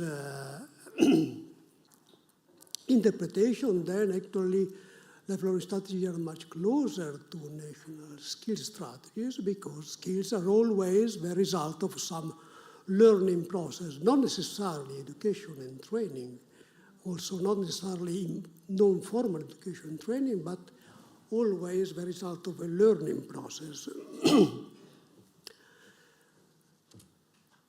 But then skill strategies are not only about learning, not only about the development of skills, they are also about, for instance, the understanding of skills, the anticipation of skills needs, and most crucial of all, about the use of skills, the giving value to skills and activating them, putting them to good use. And Andrew Bell from the OECD will provide you with some good overview, a comprehensive view of what are national skills strategies. Then we will see with Mary O'Connor some experience coming from civil society organizations and their link with the national skills strategies. Ireland is one of the few European countries where there has been such a strategy for a few years now. It's actually already been the phase of being evaluated. And so her presentation will be particularly interesting because of this link with an existing operational skills strategy. And then we will discuss a bit with our two guests, with Andrew and Mary, and then we will be asked to discuss among yourselves and to report back about the results of your small debates. So I think I can now give the floor to Andrew for the first presentation. Is this the order? First, Mary?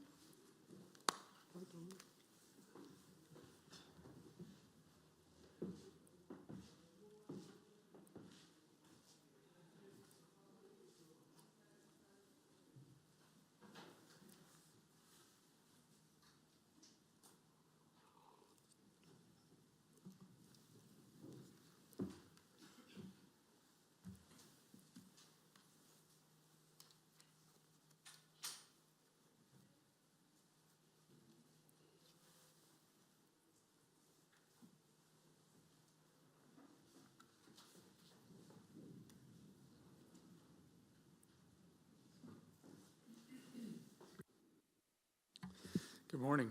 It's very nice to be here today.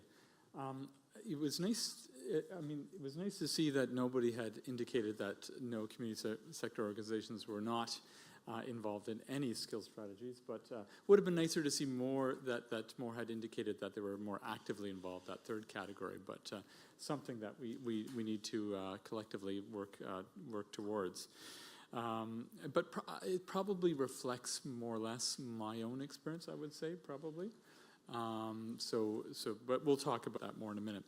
So in my presentation, I'm going to speak to you about the role that community sector organizations can play in the development and implementation of skill strategies. I will spend a little bit of time talking about some of the factors that can enable them to participate fully and some of the factors that might present barriers to them participating fully. But before I do that, I would like to spend a bit, part of my presentation talking about what a skill strategy is, because it may not be clear to all of you what a skill strategy is. And so I'd like to spend a little bit of time focused on that particular question. I think when perhaps because of what Carlo had mentioned about, the fact that the language doesn't always translate well from English into other languages, I think when most people think about skills, because of course a skill strategy is about skills, obviously, But when most people think about skills, they think of technical and professional and sector-specific skills, the skills required to perform a specific task in a specific occupation. But in skill strategy, we need to be concerned with all of the skills that help us, people, countries, to achieve our economic and social ambitions, our potential. So that does include these technical and professional specialized knowledge and skills that are needed for certain jobs and which may be transferable to other occupations in other contexts. But we also need to be concerned with the cognitive and metacognitive skills, right? These have their own intrinsic value in our economy and society, but they're also the building blocks for learning other sorts of skills. We often refer to them as foundation skills. And these include such things as literacy, numeracy, digital literacy, creative thinking, critical thinking, and learning to learn skills, for example. Beyond that, we also need to be thinking about social and emotional skills, right? These skills govern how effectively we're able to develop and use the other skills we have. It's great, you could get the top marks in school, but you could still not be very successful at applying those if you don't have strong social and emotional skills. And that includes things what we might call as attitudes and behaviors like perseverance, self-organization, self-regulation, sociability, empathy, self-esteem, and those sorts of things. Those matter critically as well. So when we talk about skill strategy, we need to talk about all of those skills. And that's not always evident when people think about skills, because in many countries, skills are, vocational skills, for example. So it's important to be clear about that. We mean skills in the most broadest sense. But then I might ask yourself, well, what is the difference between a skill strategy and an education strategy? Education is about skills too, right? And indeed, that's true. And but a skill strategy is not only concerned with the development of skills through formal education. It is concerned with that, but it is not solely concerned with that. It is also concerned with skills that are developed non-formally. We heard that this morning. So, the skills that are developed in training, whether that's in the workplace or other aspects of your life. Also informally, how we learn every day of our lives since we're children until we die, by learning, by doing, by observing others, etc. So that also matters. Another key difference between a skill strategy and, let's say, an education strategy is, as Carla mentioned, it's not only concerned with the development of skills, it's also concerned with how we use our skills. Because we can invest very considerably in developing skills, but we only get the full economic and social benefits of our investments in skills if people are actually using those skills fully and effectively. It means people finding jobs match their skills, and wherever they are in society, they're using those to the full extent possible. So those are critical ways in which a skill strategy differs from, let's say, an education strategy. This implies a wide range of topics that need to be considered when you're thinking about a skill strategy. Topics that relate to the development of skills, the use of skills, and the governance of skill systems. And those are indeed the three dimensions of the OECD skill strategy. So this might imply, we don't cover necessarily all these topics when we work with countries, but a range of these topics like improving the skills of youth, improving the relevance of vocational education and higher education to the needs of the labor market, fostering a culture of lifelong learning, reducing skills imbalances, encouraging the adoption of high-performance workplace practices, improving management capacity and practices in firms, and a number of governance issues such as strengthening collaboration across the whole of government, strengthening stakeholder engagement, something we're talking about here today, improving information systems to ensure that all actors have the information they need to make informed choices, and aligning and coordinating financing to ensure that it's adequate, that it goes to where it's most needed, and that all those who benefit from investments in skills make a commensurate contribution.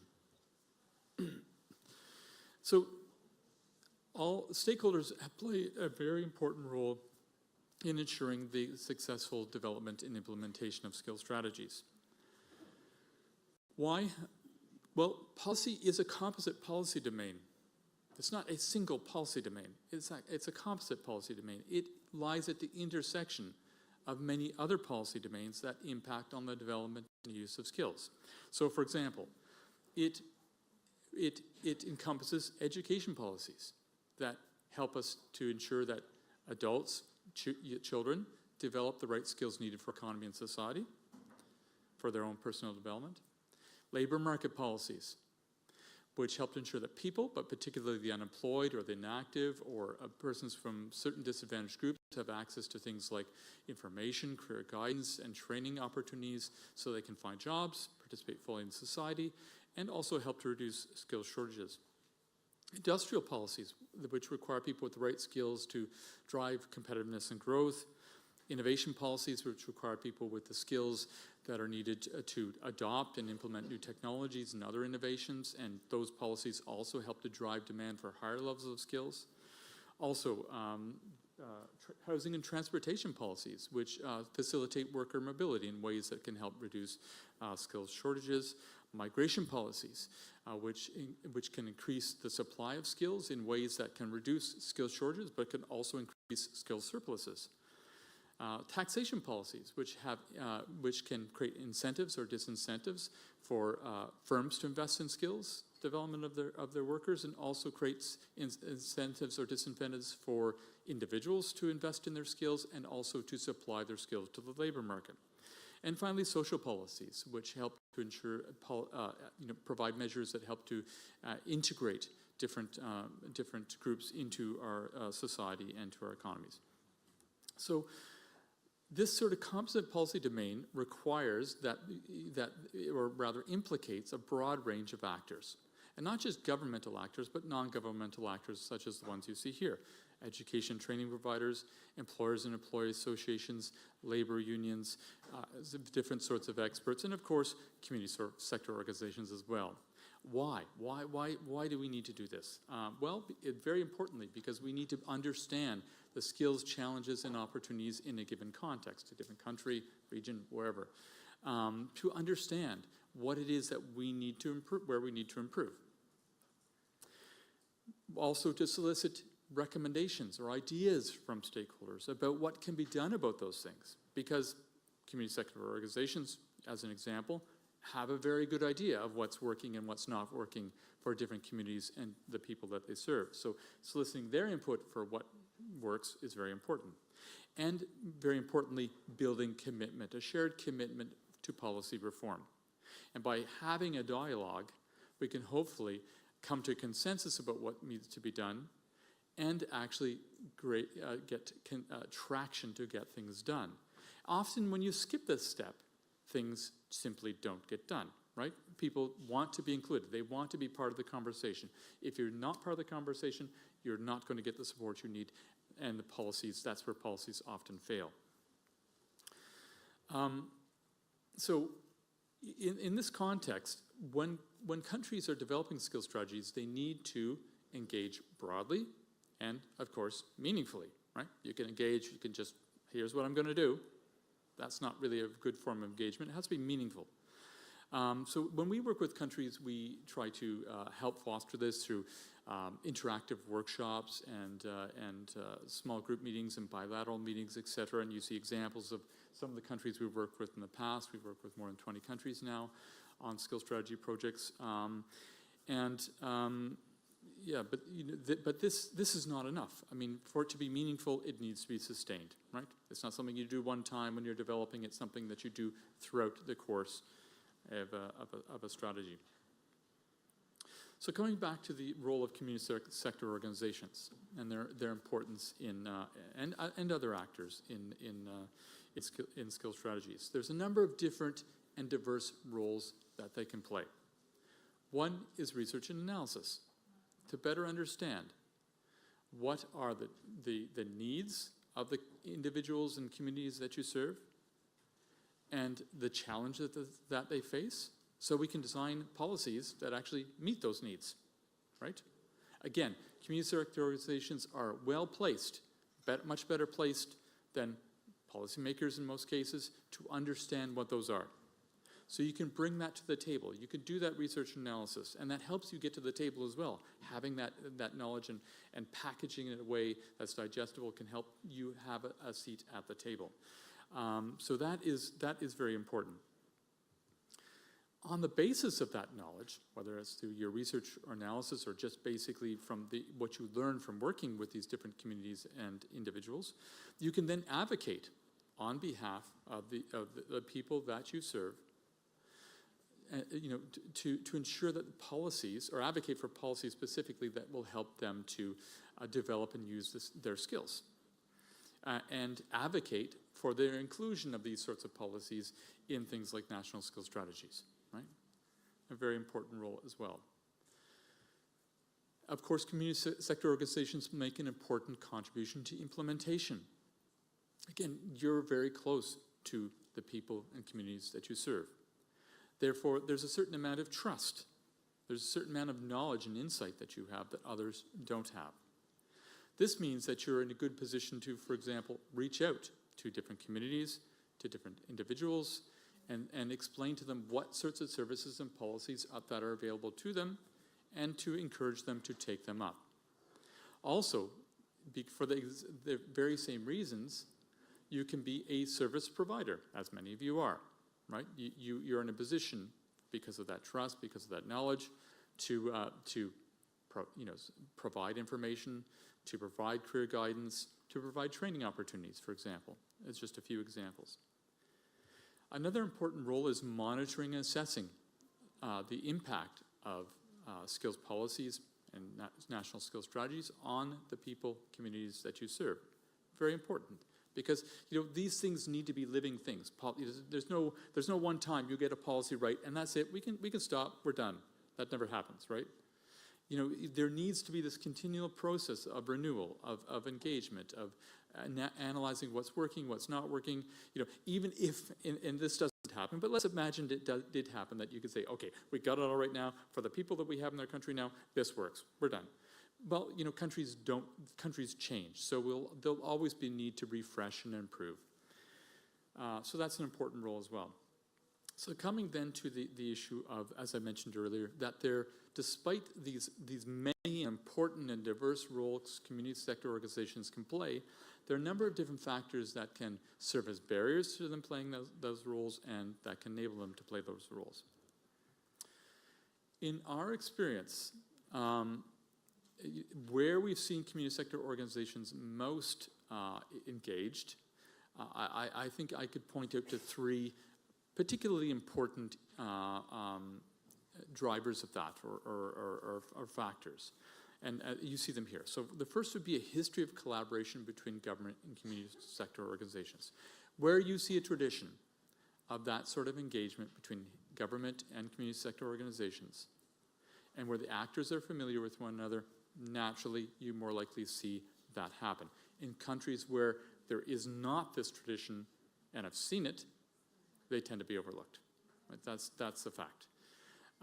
Related to that, the existence of institutions or practices that help to ensure engagement happens, or institutionalize that, again, very obviously helps to ensure that community sector organizations and other actors are in part of the discussion. This can include such formal mechanisms such as sector councils and skills councils that may have as part of their mandate to engage, a requirement that they engage. But it could also be simply a tradition of consulting with stakeholders to solicit their input and also their support for policy reform. It can come in many different ways. And community sector organizations themselves play a very important role in ensuring that they have a seat at the table and their voices are heard. How do they do this? The same way that employers do this and labor does this, by forming sorts of umbrella organizations that represent their interests, right? So that they, and I've seen this in many of the projects, like that is a really critical thing, having a couple voices that you can hear that represent the interests. We understand that the sector is very diverse, just as employers are very diverse, just as labor is very diverse, but having some interlocutor that can speak on behalf of the organization well helps to ensure that there's a seat at the table, helps to ensure that the sector is indeed listened to. And this may you may need to organize yourselves in multiple sorts of organizations, because of course the sector is diverse. It comprises traditional non-profit organizations and social enterprises, and of course the missions vary greatly. But you don't want to have so many different sorts of organizations that your voices are diluted, for example. So I think that's really important, and I think that you have to remember that policymakers, even when they're required to engage, they're going to want to ensure that that engagement's manageable in scope, right? And if you don't have an organization like this, they may simply, the sector may be overlooked, or those policymakers will go to those few community sector organizations that they've already worked with, the ones they know well, the ones they've worked with in the past. And those may be very good organizations, but they may not be representative of the broader community sector, right? They may be a subset. And so that's not going to be to your advantage too. So I really think that's very important. I think, I think the Wheel in Ireland is a good example of a well-organized or association that helped to ensure that the voice of the community sector had a seat at the table, and hopefully they found that voice was heard to some extent. Now I'll be very interested in hearing what Mary has to say about that. So I'm going to stop there, and yeah, that's my presentation. I'll be very interested in what Mary has to say.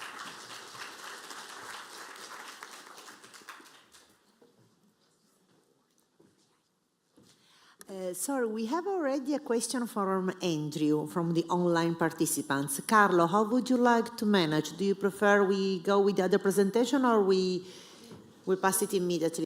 No, let's have a question now. I need a second because I need to take the glasses. I'm sorry.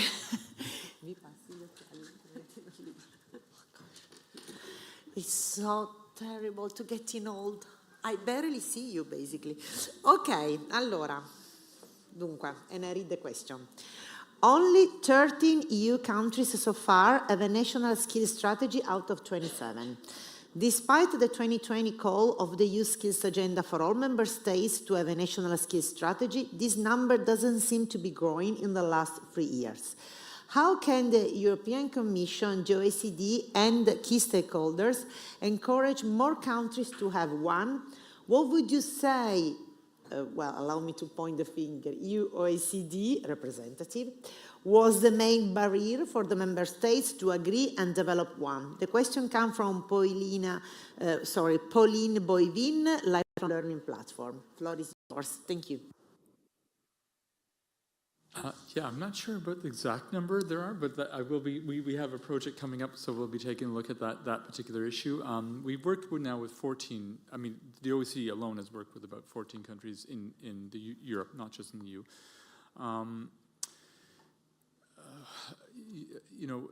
It's a hard question to answer because, when you work on a skills strategy, the end game is not necessarily that there has to be something called a skills strategy at the end of it. A country could, for example, have lots of good policies. We've worked with many of them. And they want to take that broad, holistic perspective. But then what they'll do is they'll say, okay, well, yeah, that's great. I understand that. So what you've told me is that there are these holes to fill. And so they develop policies related to those particular areas. So that's not a failure. That is just an acknowledgement that perhaps we don't need to call something a skills strategy. But what we need to do is have that vision of a skills strategy and say, here are the things that we have, here are the things we don't have, and these are the policy holes that we have to fill. So that's so I think that's important to keep in mind. It's not a failure of a strategy per se. Isn't the end result. But coming to the question about why countries don't always do it. Well. There are many countries that feel we're just doing very well ourselves. Thank you very much. We don't need, we don't need other people involved. We're pretty confident we've got it right. Sometimes maybe that's true to some degree, but every country could do something better, and it's always good to have somebody come in and take a look at that and see how you can improve.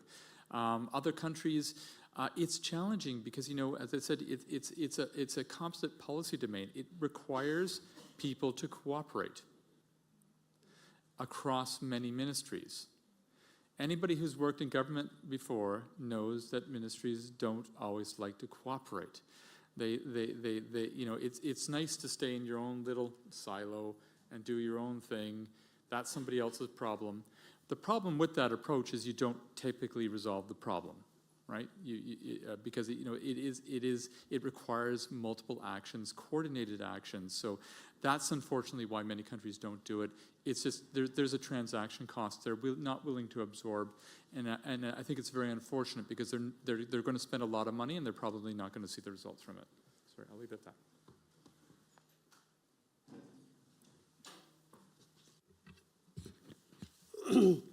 Okay, thank you, Anthony. Now let's give the floor to Mary. We are very interested to hear what is the experience from Ireland.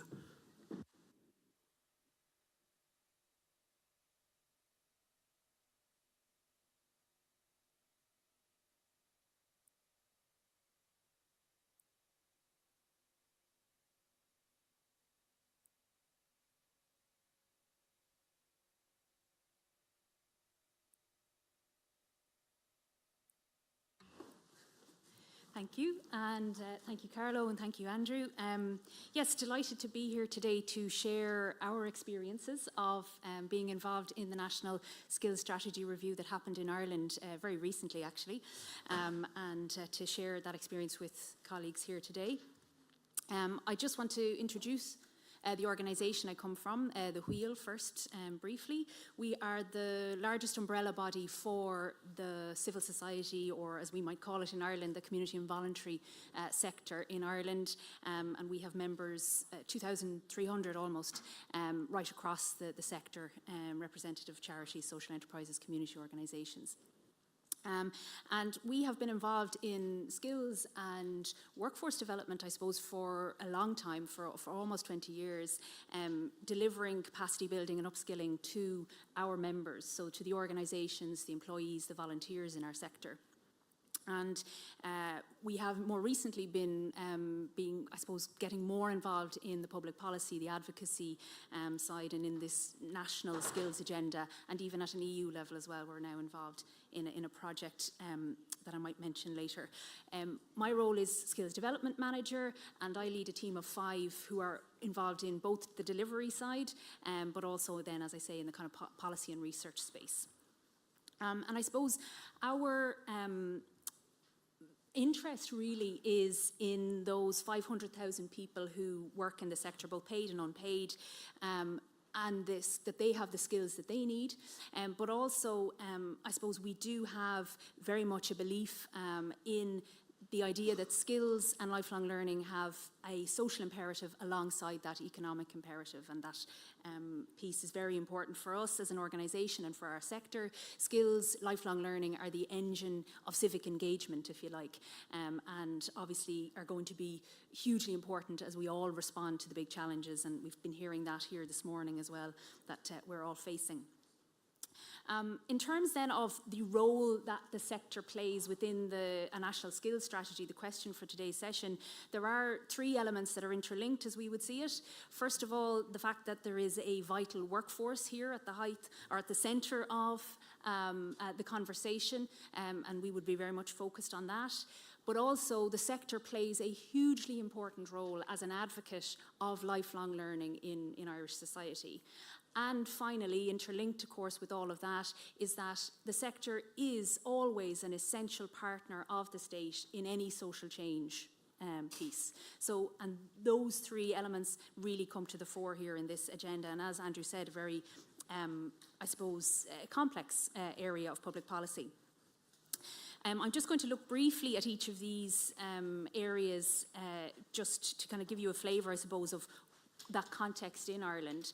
I've mentioned the fact that this is a vital sector. There are 170,000 employees in the sector in Ireland, and I suppose an interesting statistic or fact that we have uncovered in our research and evidence base making in this area is that 1 in 3 people who deliver public services in Ireland actually work in our sector, which may not be evident to the person receiving the service, but it's very important for us when we're thinking about skills and upskilling. We have carried out quite a bit of research. Andrew mentioned it, and I suppose that's something we've been putting a lot of energy into in recent years. And we are looking at the skills profile in the sector. The skills profile is very different to the private sector, to the SME sector, but very similar to the public sector.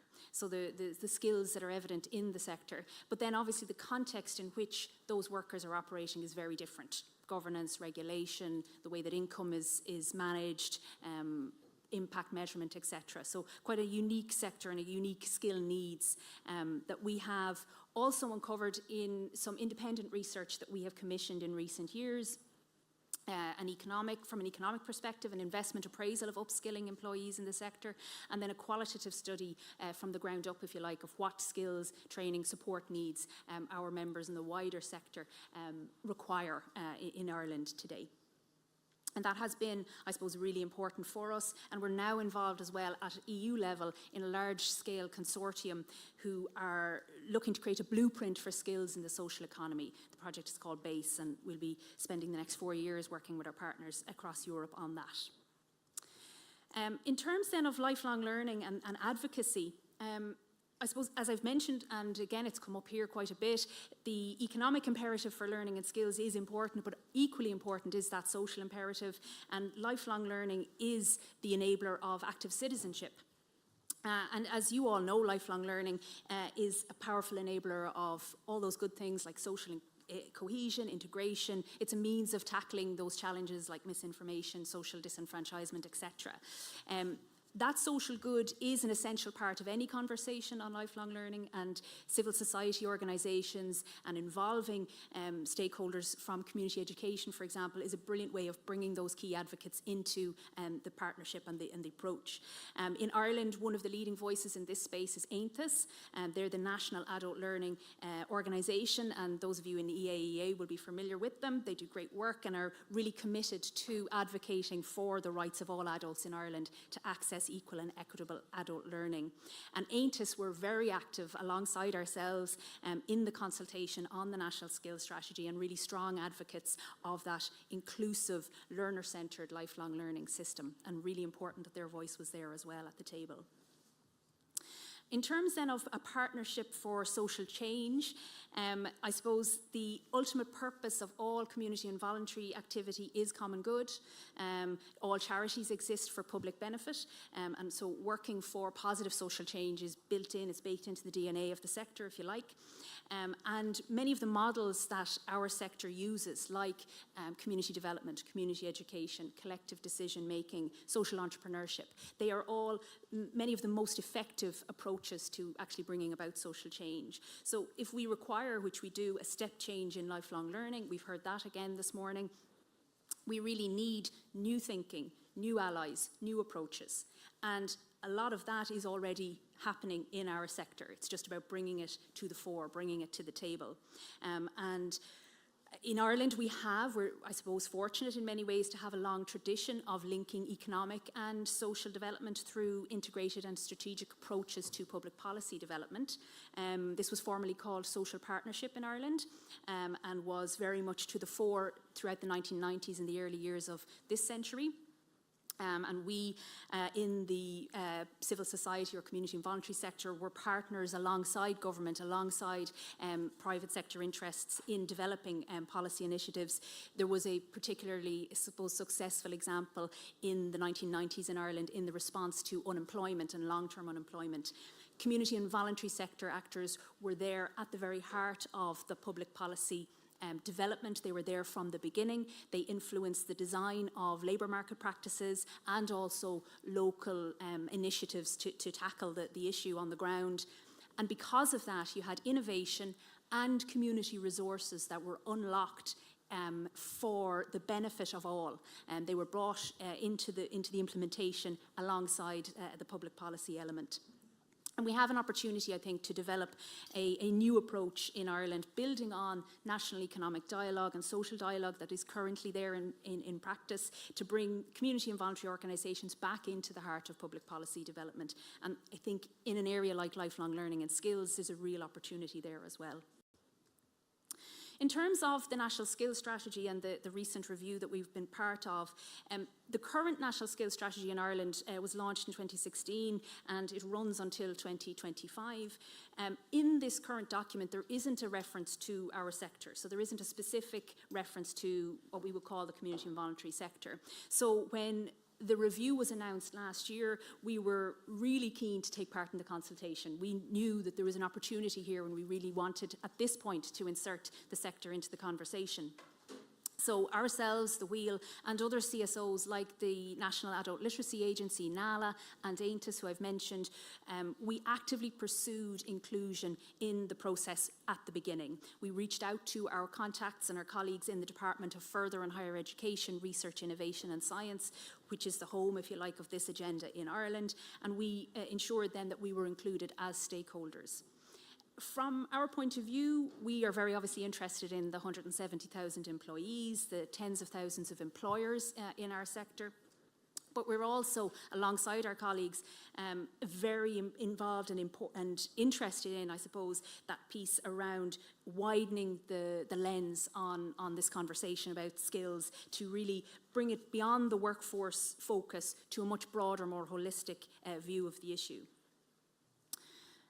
In terms then of the process, to give you an insight into it, we put a lot of energy into this in 2022, and it took quite a lot of our internal resources. It's a small team that I'm working alongside, but we knew it was an important opportunity, so we put those resources in place. We asked for a bilateral with the OECD team early on, and we were very pleased to take part in that. That gave us an opportunity to present our research and our evidence base.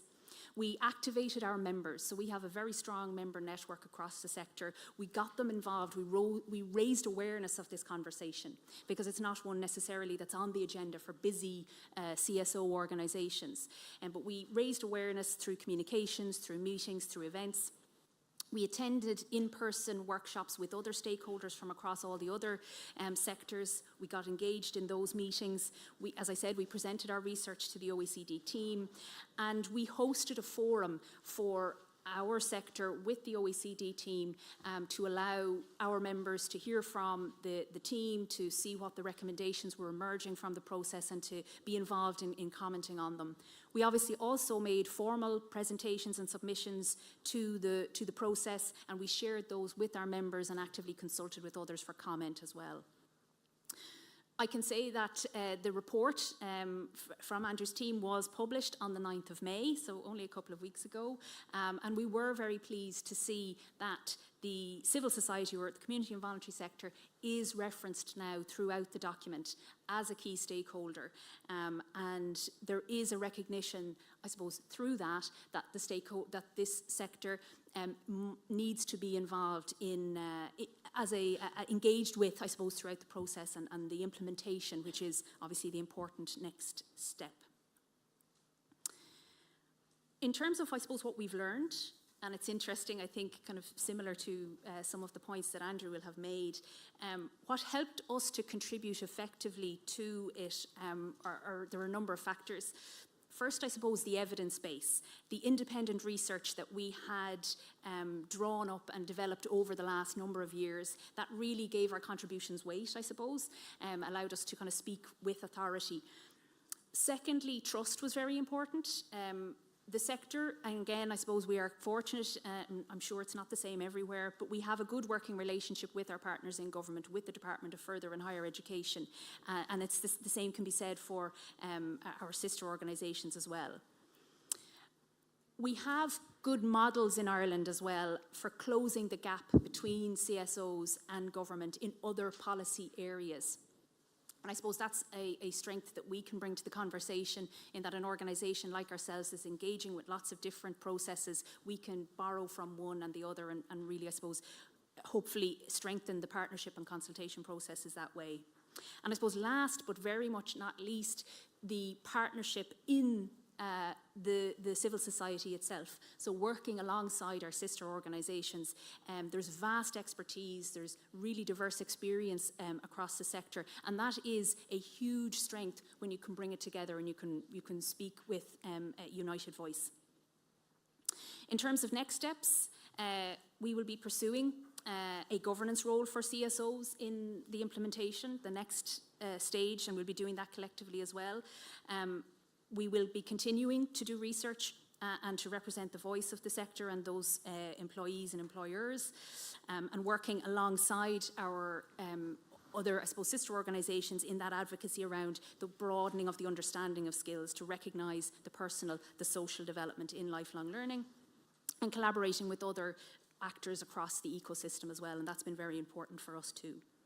And finally, I suppose, just to wrap up, why you would involve civil society in this conversation. I suppose, first of all, it's a vital workforce that cannot be overlooked. Secondly, the workforce, those people, those organisations are already working in communities, especially communities that policymakers find it difficult to reach. There's vast experience, lots of expertise in the sector needs to be put to use in this space, and we see the results of the policy on the ground. So that important information flow needs to come from the ground up. We must involve civil society in this important agenda.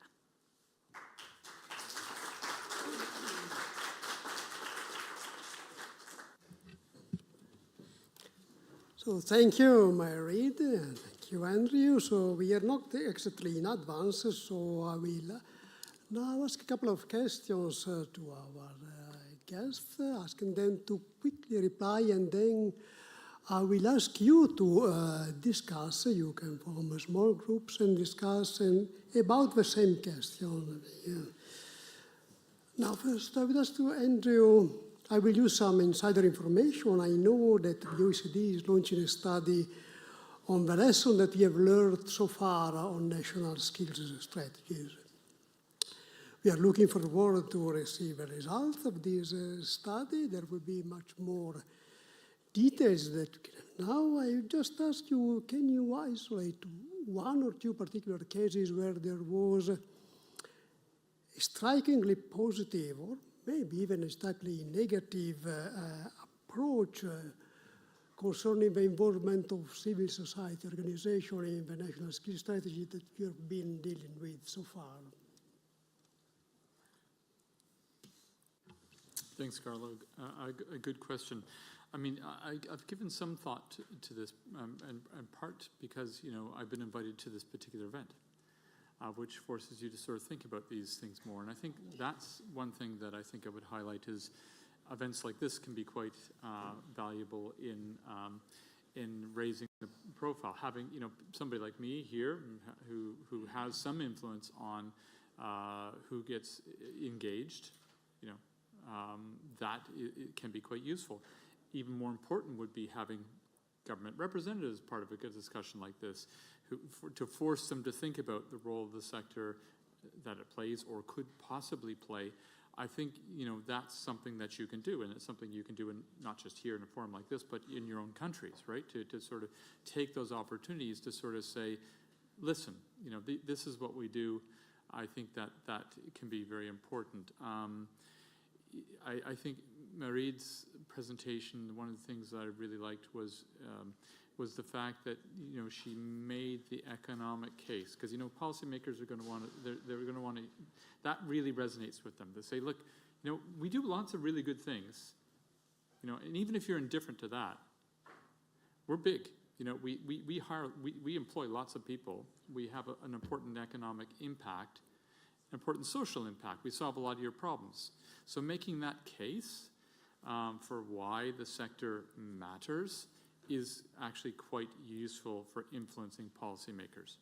And I guess the other thing I would mention was that would be that what I mentioned in my presentation about the umbrella organizations, and that and this is important because I do think, and Marid's presentation showed an example of that this can be quite useful.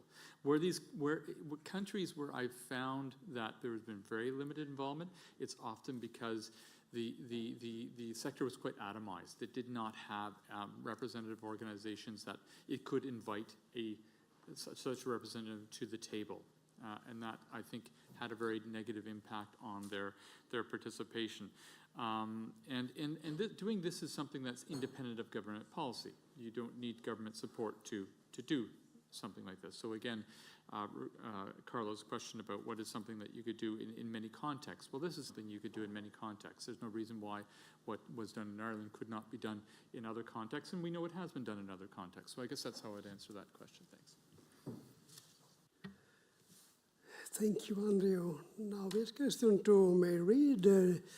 We all know, and presentation made it through very clear that civil society organizations, while they all have a purpose of providing a service to their society, but that's about the only thing they have in common. They come in all shapes and sizes with different organization and structures and the like. So national authorities need to involve them in their processes and need to be able to find the right approach. On the other hand, also civil society need to be able to find the right approach to have a good communication channel with national authorities. So what would be common features that civil society needs to have in order to be effectively involved in a national skills strategy? Thanks, Carlo. I guess I'll be echoing some of the things that Andrew has said, because I think to prepare to be part of a process like this, it probably needs to start many years before the process. And I think we were fortunate in that we had been kind of doing that work and then were placed in order to take advantage of the opportunity of the review. But I think the evidence piece is really crucial. So kind of creating, doing research, and you can do that in many different ways if you're fortunate enough to be able to resource independent research or to be able to find funding for that, and that is fantastic. But even if you are beginning to paint the picture through surveys with your sector organizations, by engaging in focus groups, doing probably work that you're already doing, but kind of harnessing that into creating a picture of, and I suppose beginning to put it into a framework that can be understood within the conversation around skills and lifelong learning. And that sometimes does take what Andrew was saying there, really, I suppose, about kind of maybe reframing the message in ways that policymakers will understand or be attracted to. And that is sometimes the reality. And then the other piece is around building partnerships. And those partnerships within the community or the civil society sector itself. There are so many organisations with an interest in this space who mightn't even see themselves within this space. That's something that we're aware of, that there are organisations maybe working with older adults who mightn't initially see this as a public policy space for them, but they can be brought into this conversation, for example. And finding that common ground, having those conversations, building up that evidence base, and being ready then when the conversation arises is really important. And I suppose the final piece then is opening those lines of dialogue with the state actors. So whoever the organisation, the institution, the government department, and also the wider ecosystem. That is one thing we've been doing a lot in recent times as well, is building relationships with the the state vocational infrastructure or the higher education space. So there are maybe voices in there that might help to support your work, your case as well. Thank you, Mary. So now it's your turn to discuss. We can adapt a bit the questions. You can discuss among you what would really be needed for civil society organizations to participate with some good impact in a national skills strategy. You may have already experience, if not with the national skills strategy, with some other national process in which you have chance to participate, and you can also ask yourself a question more directly whether your organization would be fit for it and what would you modify in your organization to be able to do to have this role in a positive way. So I would ask you to form a small group of 5-4 people. I'm afraid the room is not organized in the best way for this. This is a commission meeting room. It looks like it. But if you're able to discuss for 5-6 minutes, it's a very quick exercise. And you might also spend 15 seconds in electing a spokesperson for the flash groups who will have then the task of reporting back what have you concluded in your very quick debate. Up to you, please. Is the assignment clear? You know what you have to discuss? Give me a signal of life. Okay, okay. So actually, 3-4, you can be just with your neighbor, and then of course you select the spokesperson. This is what we call, you know, Carlo, the voluntold. Someone that is not volunteer is being told to volunteer. It's by tables, just, oh, mamma mia, sorry, it's me shouting. Just by neighbors.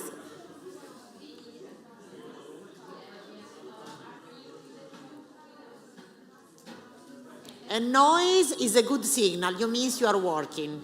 You have 5-7 minutes, so you have to be super efficient, not in a conducive setup.